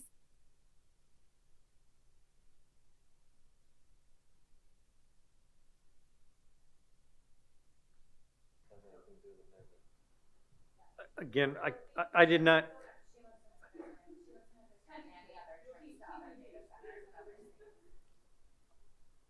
At this point in time, I don't think there are any plans for any other visits, any data centers. Okay, and then I just wanted to confirm, is Bernadette trying to make the claim that there's never been amendments or policies that have been retroactively applied? It sounded like earlier that she's making the claim that you can't just create a new policy and expect businesses to comply. and that have been retroactive. And I'm just wondering, is that the correct interpretation of her statements? I think, there's a little bit of confusion on my end because, something like, a plastic bag ban, right, that the EW Township went ahead and put into place, that retroactively applied to all businesses. Am I correct on that? I think what you're asking in zoning parlance, it's called a non-conforming use. And you'll see that non-conforming uses are, zoning is in derogation of common law. So the way the courts and the legislature look at it is, if you were here in 1950, and you had a gasoline station on a corner, and then we rezone it to something else that doesn't allow a gasoline station, you're still allowed to have your gasoline station there. You're still allowed to expand it, but the township's allowed to say you can only expand it by this much and put certain criteria in, but I can't tell you your business has to go away, or I can't tell 400 residents, we're decide to zone you industrial, move out. You have rights. Okay, so you're putting that under that standard specific to zoning. Okay. Yes. And then the last one I have is that, I think, generally tonight you're seeing from the group of people here that, we're quite concerned that you seem to be taking a defensive posture on data centers. And given that, the law is still being written across the country, and given that you seem to have a lot of support that puts you, in a position of taking an aggressive stance, that's not a fringe position that we're quite concerned about, data centers, and the community has made that very apparent. And so I'm kind of just want to ask you plainly, who are you protecting, and why is it not us? I'm a little bit confused by, it seems that we're moving with a lot of caution when there's a lot of grounds where we can be moving aggressively because there's a lot that remains to be seen. And so if your electorate is going ahead and advocating for a very aggressive stance, why can't you take it to see if it gets upheld in court? Why are you constantly on the defensive?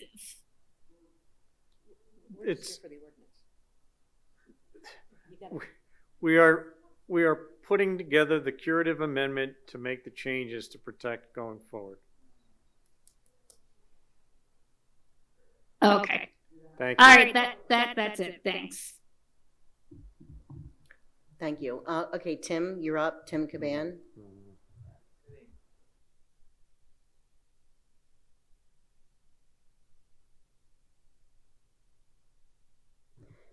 Tim, are you still there?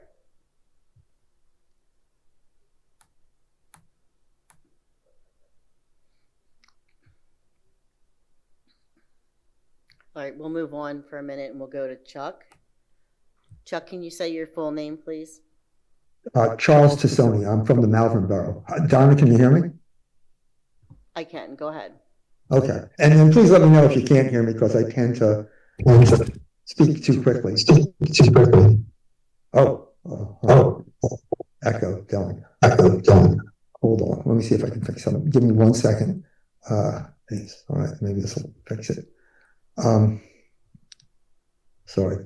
Do we have an echo now? Okay. No, I guess we don't. So good. Okay. Sorry about that, guys.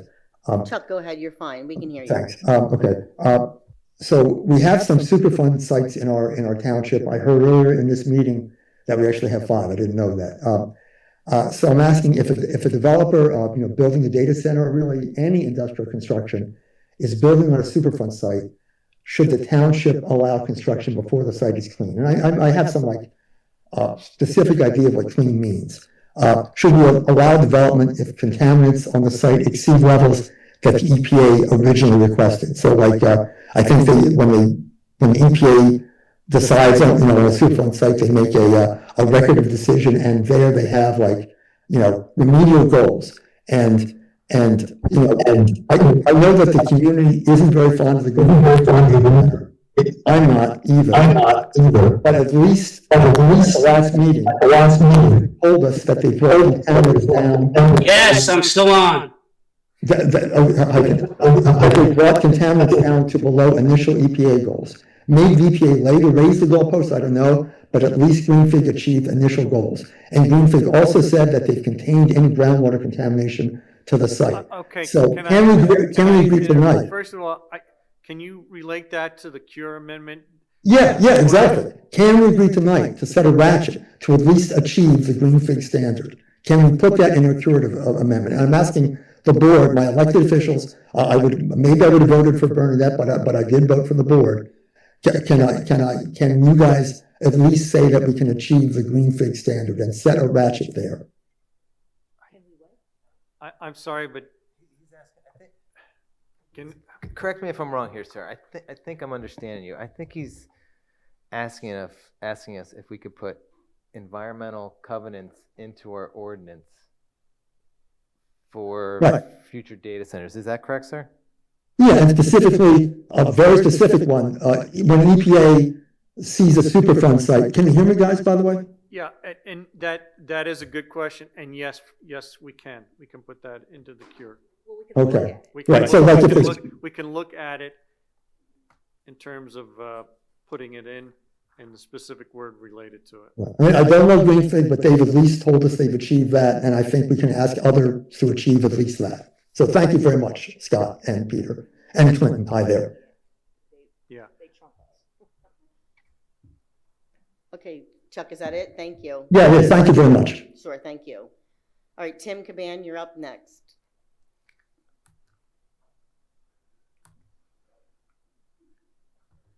Hi, can you hear what I'm saying? Hello? Yes, we can hear you. Hello. We can hear you. Okay, hi, this is Tim Caban, 1050 West King Road. I have 3 quick comments specifically with regard to the curative amendment. The first one is a comment about how to handle this. I would suggest that you define a period of comment, maybe it's 30 days or 2 weeks or 3 weeks, and you have everybody submit their comments via an email address that you assign. It could be Brittany, it could just be one called comment or cure comment. And then you collate all these into a spreadsheet that is PDF searchable. Now, when I say this, I hear the comments that we don't have the staff, we don't have the time. I agree with Mr. Schneider when he originally said, we are the government, and we are, and we've elected you to be our representatives. I also agree with the statement that our complaints are our call to action. So I would like to volunteer to collate the comments on a spreadsheet, and I would suggest there be no limit to the comments, and then you can classify them as opinion or not related or energy or sound or vibration or whatever you want, and you post it there updated on the township website every day with the date that it's updated as. Then with that, you also post the current state of the curative amendment as it exists now with a date and a version. And then every time you update the curative amendment, you update the version and you update the date. And this is how to have an iterative process and use the committee that you create not for their expertise, but for their ability to ease your administrative load and work together with you. And then in this way, it will be transparent on an up-to-date basis. And if it's not, people can just look at the date and ask the simple question, why is it not updated since whatever date? And yes, we're going through a time where it's going to be more work on all of us. And I think it's good if we can find a way to work together. That's my first comment. What do you think about that? Steve, I will let you. Generally, Tim, I think it makes sense. I think it makes sense. Okay, thank you. My second comment is, and feel free, you have my phone number, my email. I will be happy to work to put together some people. I understand you want people that you don't view as adversarial, whatever.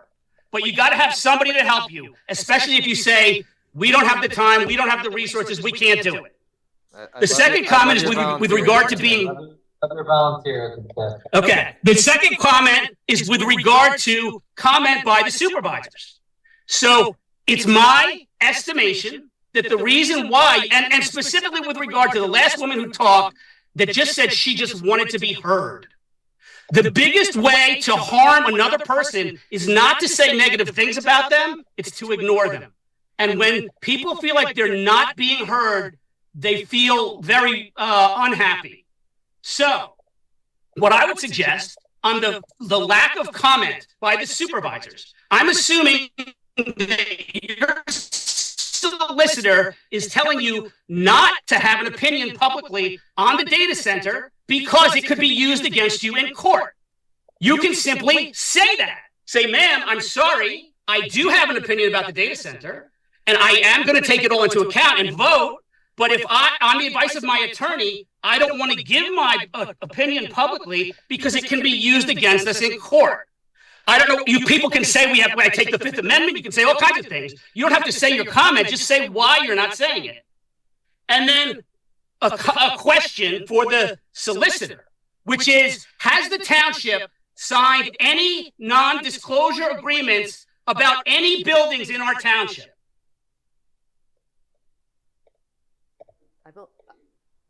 That might be a better question for Steve. Not, Tim, not that I'm aware of. I mean, Not, Tim, not that I'm aware of. I mean, we've got too many mics Okay. on or something. too many more. I'd love it if you could confirm. I would expect you might say, well, Tim, after research, we did sign one through our police department because of the relationships we have for public safety. Okay, I get that. But I'd like a definitive answer on that, and not I think so, because the pervasiveness of NDAs is abusive in the legal profession with regard to all aspects of society, whether it be private equity or data centers. So if you wouldn't mind looking into that, I would appreciate it and give a definitive answer. But by establishing a date, a hard date for comment, then you can have open comments and take it all in. And then on the sheet, we will mark it. This was heard. This was heard by the supervisors. If we can answer it, we'll post the answer. Because what's the difference in that or doing it on a public meeting where nobody's writing anything down, and then it's up to the citizens to go back and watch this on a replay and start coming up with questions. And I don't care if it's 1,000 questions long, we should have to do that and put the work in. And if the other thing is that if the reason why we don't want to litigate is because we don't want to spend money. Last year you spent about $200 grand on Bernadette's firm and her. During the billboard fiasco with Mr. McGrory, you spent over $400 grand. I couldn't find it on the financial reports because it fell off the 5 years that you're reporting. But I would bet that if you asked the citizens to vote in the meeting room there, we would all raise our hand to spend another $200 grand to litigate it and stand up for the citizens. And to that extent, I hope that Mr. Crotty, who is the litigation team expert at Siena, will be part of that, and you'll pay him. And you won't nickel and dime it because you don't want to spend money. So that's the end of my comment. Thank you. Okay, Carl Aberson, you're up next. Hi, how's it sound? Sounds great. Okay, so first I just wanted to say that at the hearing on the 14th, I submitted a letter which I gave to the stenographer, and I hope that you all got it, and that if you did, I'm asking you to read it again. And in that letter, I had said that it's more accurately to define what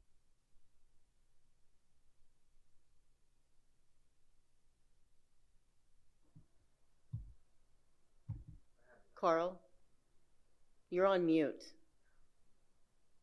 Where did you go? Okay, there you go. Holy cow. Did you hear anything I said? No, not really. Oh, sorry. That's okay. Yeah, I clicked the thing on the bottom of the screen to unmute. It said I was unmuted, and apparently not. Sorry. It's okay. Go ahead. Yeah, on the 14th, I submitted a letter to the stenographer. I did speak, and I was addressing actually the content of the Chester County, Montgomery County guidelines that we heard about earlier. and that they were insufficient. And there are many points in there that I made. I don't know whether or not the stenographer turned that over to you as testimony. Do you recall whether you got that or not? I do not believe anyone received that. Okay. Then I'll send it. Would you like me to email that to Donna, or do you want? So these are comments, or these are specific situations you'd like to see put into the curative amendment or draft in there? They're higher level than that, Scott. They are issues that are important to us as we go forward. And the one I wanted to just bring attention to now in today is that what we're talking about with the ordinance is all about what we build and how much there is of it. So, for example, in the ordinance, we're saying, let's talk about sound level, for example, and so there's a limit to acceptable sound level, and so we have a specification on that. But once all of this is in place, and assuming that Green Fig goes forward or Sentinel goes forward, and there will be others, once we've specified what can be built and what parameters, and they all pass and then they're in place, we have a choice to make, and the choice is, do we expect to then take a passive role with regard to what happens? And we sit back and we just wait for a siren to ring, or we wait for the fire department to be called, or we wait for something really important that can affect us. Or we can do something else, which is to turn the situation into a managed situation where the township has an active role with the working with the applicants or the operators then of the data center, and with our emergency services to understand the condition of operation and what they're actually doing and what the ongoing risks are and what steps we might jointly take to reduce those risks. And to date, we've not said anything about that as part of the ordinance. And one of the things that the supervisors, I guess, have to think through is what the stance is to be with the builders and operators of one or more data centers. So that's what I want to point out. And in the planning that goes forward, and what the ordinance topics should be, that this concept should be, you should decide whether this is going to be addressed in ordinances or perhaps side agreements that can be entered into with the operators. And even for Green Fig or Sentinel, what side agreements we can demand that they have for operation, that although it's too late with regard to ordinances, we may be able to have other business relationships that allow us to accomplish some of what I've talked about here. All right, Carl, thank you. And you can maybe, I know you have a copy of that letter because I saw you hand it to the court stenographer on the 14th. Maybe you can email that over to Steve Brown. I will do that.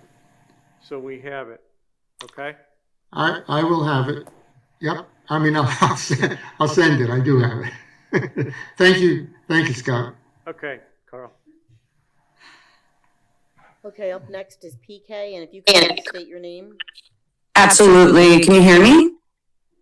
Yes, we can. Yes, we can. Thank you. My name is Christina DiGiulio. I'm actually a resident of Chester County, Upper Yukon Township. I'm also the Director of Environmental Science and Investigations for Physicians for Social Responsibility of Pennsylvania. I'm here actually to offer resources to you guys as well with our health practitioners and what we have that are versed in these types of infrastructure. Secondly, I wanted to ask in regards to the curative amendment that we put in place some type of baseline monitoring to understand where the community sits in regards to its chemical or, like, for example, water, air quality, as well as maybe EMF, seismic, acoustic aspects, and have a system that is like put in place for the excuse my language, sorry, for like the condition of approval and part of the performance standards within this amendment, that we bring in some scientific aspects to be able to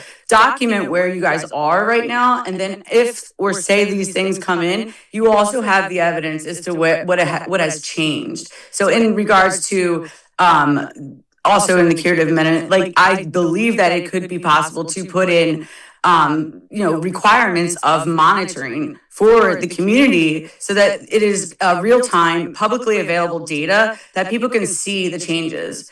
I'm not sure if this is something you've considered, but I do request you place that in there. Okay, thank you. Mhm.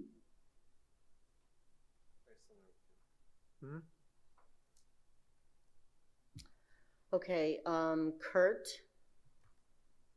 Schuyler? Not sure how to pronounce your last name. Kurt, you're on next.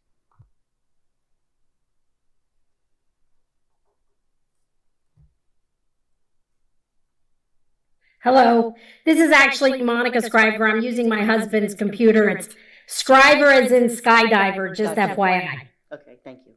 I'm from East Vincent Township, and I want to commend you.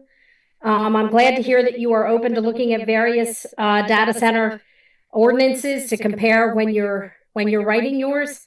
I will tell you, we worked from May until September, and we still couldn't come to an understanding on some of these things. Regulations, somebody brought up, how do you regulate? Like, you really need to know that, because you need to know what's going to be required to mitigate, and then you're going to have to decide about violations. Like, if they cannot mitigate what is being is violated, what are you going to do? We talked about this back and forth. What's the violation? Shutting it down? Or how much money is going to be involved? What are the fines? And who in the township is going to do it? And who's paying for that person to do it? Nothing stops at the property line, not noise, not frequency, not air. So the other thing I think people have mentioned is safety costs, equipment, gear, training. Who's going to pay for all of that? We can't, not anymore can we say that we don't know the harms that come with data centers.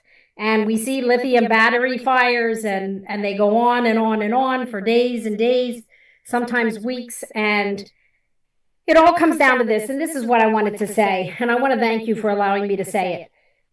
Township supervisors, they're pointing to Harrisburg, saying, Harrisburg is saying, giving us direction. And then the state agencies are following the governor's leads. And, it's only Monday, and information's coming out about his lead and his, in his office agreements with AWS. And so that's not a neutral stance to be taking. It's very concerning to me. And so I would ask the supervisors of East Whiteland Township, as I would ask any supervisors, and it's what Senator Muth brought up before. You guys are it. You're the shield. You guys are standing between the residents, and not just your residents, because we know air pollution carries. We know that aquifers can be drained within 50 to 60 miles of a data center site. You're standing between your residents and your neighboring township's residents and protecting us from what this industry or any industry that would require and demand so much from natural resources in a township. You are our shield. You all have the authority to think critically about data centers and champion the residents you serve and protect them from this corporate power, which, if given its way, is going to harm residents. We know it. And I'll tell you what I said at the hearing in East Vincent. We are setting precedent with everything we do.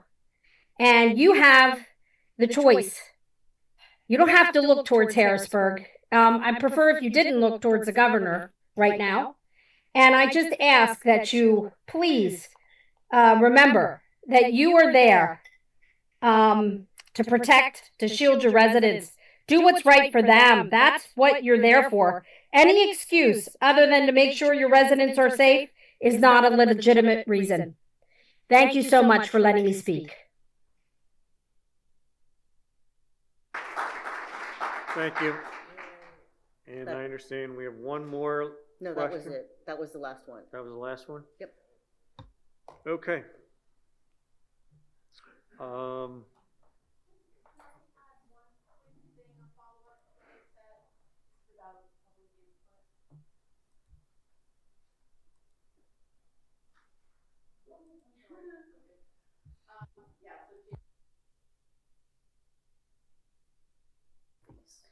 Ginny again, I'll be quick and thank you for letting me speak again. I just want to address something Catherine said about, there's this extra notification of 30 days, and so the public will have lots of time then. But Bernadette even sort of pointed out that once you advertise that 30 days, if that's when the public is starting to get involved in giving feedback, the ordinance is already there. And any substantial changes to it means it starts the clock all over again. So these early community meetings where you're shown a draft is critical. The other thing is these experts that you have come in and they're going to be providing all this input. We've seen it happen in ordinances before. You mentioned the counties, Montco and Chesco have put together this guidance. I met with the Chester County Planning Committee after that guidance was done, and all their experts had put out this ordinance where one of the most important things is setbacks. And their recommendation was for a 200-foot setback from homes. I kid you not, that's what it was. So they met with, I was Food and Water Watch, me and our state director, Megan, and we were able to convince them to extend that. So you see now it's 1,000 feet there. That's still not enough, but it's a heck of a lot better than the 200. So guarantee we're not going to have 200. I know. Well, it's really good to hear that. And same thing in Luzerne County, where they've had these community meetings. They started out with something like 200 feet. Theirs is now at 2,000. It's the people who live here who really will understand that. More than these scientists who say, well, I think we should do this, or they're being very cautious. It's people who live here who know, I don't want to live with that 200 feet from me, or 500 feet, or even 1,000 feet. And if you, for Peter, for example, I know Senator Muth shouted it out, an offer to go visit Loudoun County. It's not that far. You could take a day trip. She's a great person to hang out with. What's that?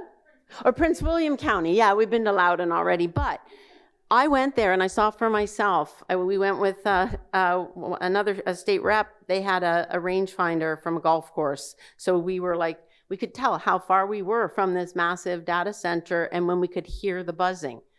And, easily 600 feet, which this one municipality was proposing. You don't want your house that close. So go see those things. Not a small data center that Sentinel has built, but like 1 million square foot one or more that you could potentially be facing. So that's it. Thank you.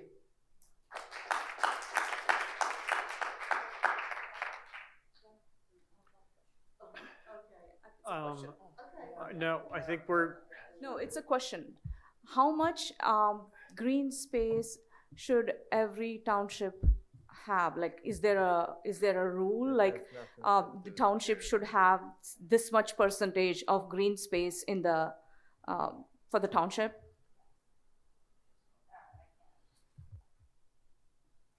There's a calculation. It's on our website. It's in our park recreation and open space plan, sometimes called our pros plan. that has a lot of those calculations that you're looking for. Okay. What is our percentage of green space? I don't know off the top of my head. So AI says that our percentage of green space is 7%. That could be wrong. It says we are completely built out. So I would love to know that answer. It's AI.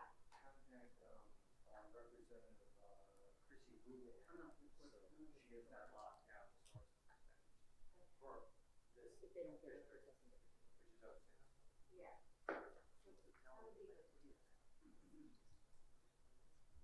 Most townships I heard opt for 25%.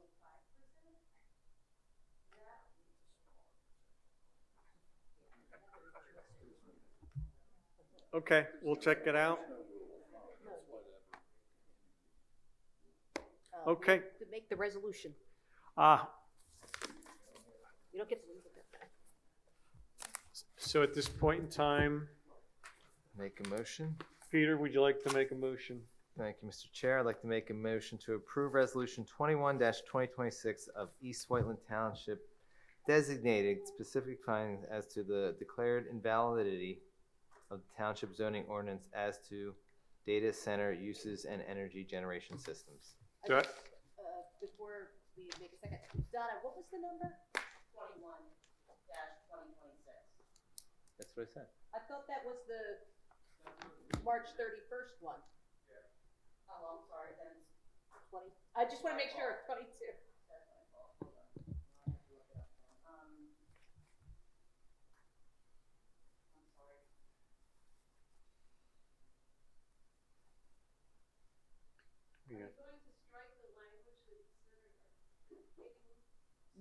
No, it's right out of the statute. I understand that that's derivative. It's a whereas clause right out of the statute, says may. Yeah. No, leave it in, leave it in. 25, yeah. 25-2026. And Peter, as amended at the beginning of the meeting. Approve resolution. Hold on.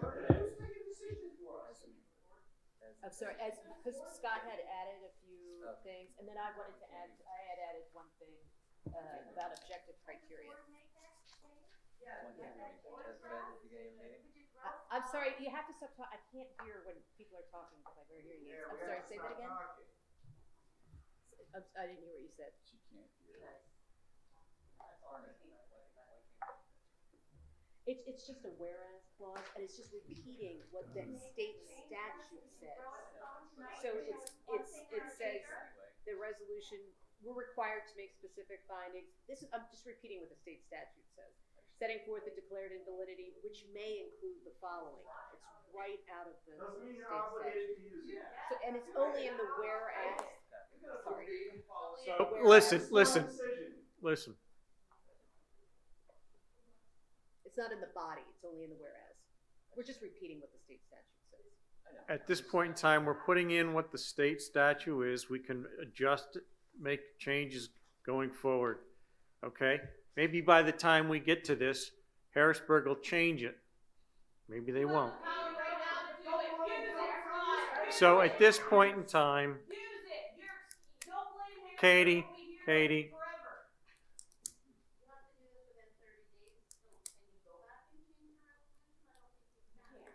It's just in the whereas clause, we're just repeating what the statute says. Why won't you? Right, it's just. What's the reason? Because we're explaining, what we do in resolutions is we explain, whereas we did this on March 31st, the second bit would be, this is what the state statute says, we're following, we have to provide.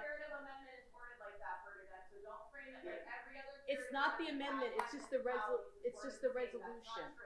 It's not true. Give them a legal memo then, that is not true. What's not true? That every other curative amendment. I never said that. I'm just saying. Then why does it need to be in there? I'm just saying, we're explaining in the whereas clauses. It's not the now therefore and the resolved. It's in the whereas clauses. We adopted March 31st. This state statute says what we have to do, so we're saying, whereas. It's not what you have to do, it's what you may. No, we have to do it with. we have to do it within 30 days. We are required by state statute to do. That's not what I'm saying, Bernadette. That's That's- not what I said. It says, whereas section 6092 provides that within 30 days following such a declaration, the municipality shall by resolution make specific findings setting forth the declared invalidity of the zoning ordinance, which may include reference to specific uses not permitted. And we do wanna, we do, we. Legal maneuver. You know it's a legal maneuver. It's not a Other legal maneuver. municipalities that recently did this use the same legal maneuver in the southeast Pennsylvania to jam in a quantity of data centers and local governments. And if you don't remove it, this will be remembered. This will be remembered. You can remove it if you want. It's just in the whereas. Remembered from what? Right, that's what I said, may include. Maybe. I would change it to shall, I don't wanna do that. Just to take out sufficient quantity. Where's the harm? Just take it out. Which take it out. Here we go, which may include what is referenced in section 1069.2.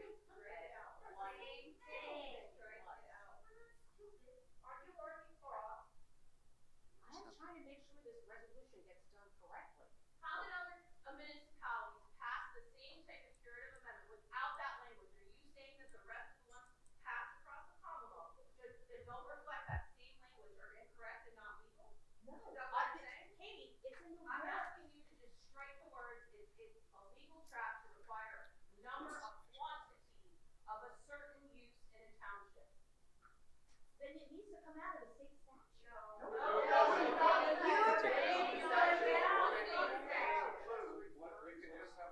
It's in the whereas clause. I don't know why it's so.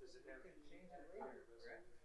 What we could do is just say, whereas section provides within 30 days following such a declaration, make specific findings setting forth the declared validity of the zoning ordinance, and just say, you can remove this, it doesn't really.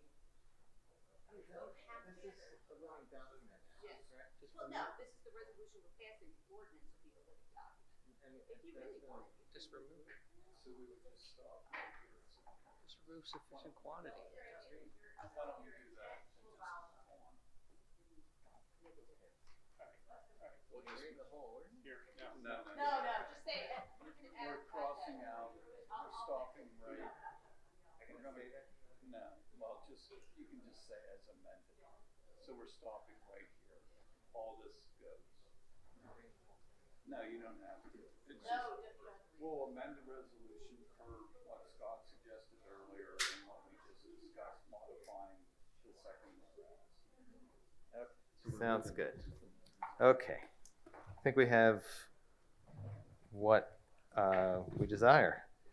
So I'd like to make a motion to approve the amended resolution as read by our solicitor and Scott at the beginning of the meeting and as decided in the whereas Paragraph 2. Modifications to the second whereas as discussed. Modifications to the second whereas paragraph as discussed for 25-2026 of the East Whiteland Township designated specific findings as to the declared invalidity of the township zoning ordinance as to data center uses and energy generation systems.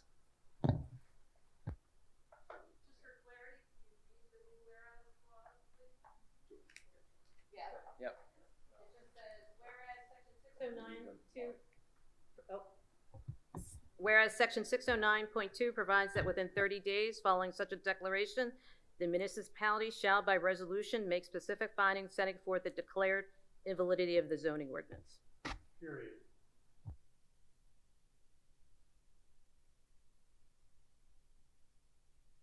Do we have a second? I will second that. All in favor? Aye. And passes 3-0. Call the meeting. Meeting adjourned.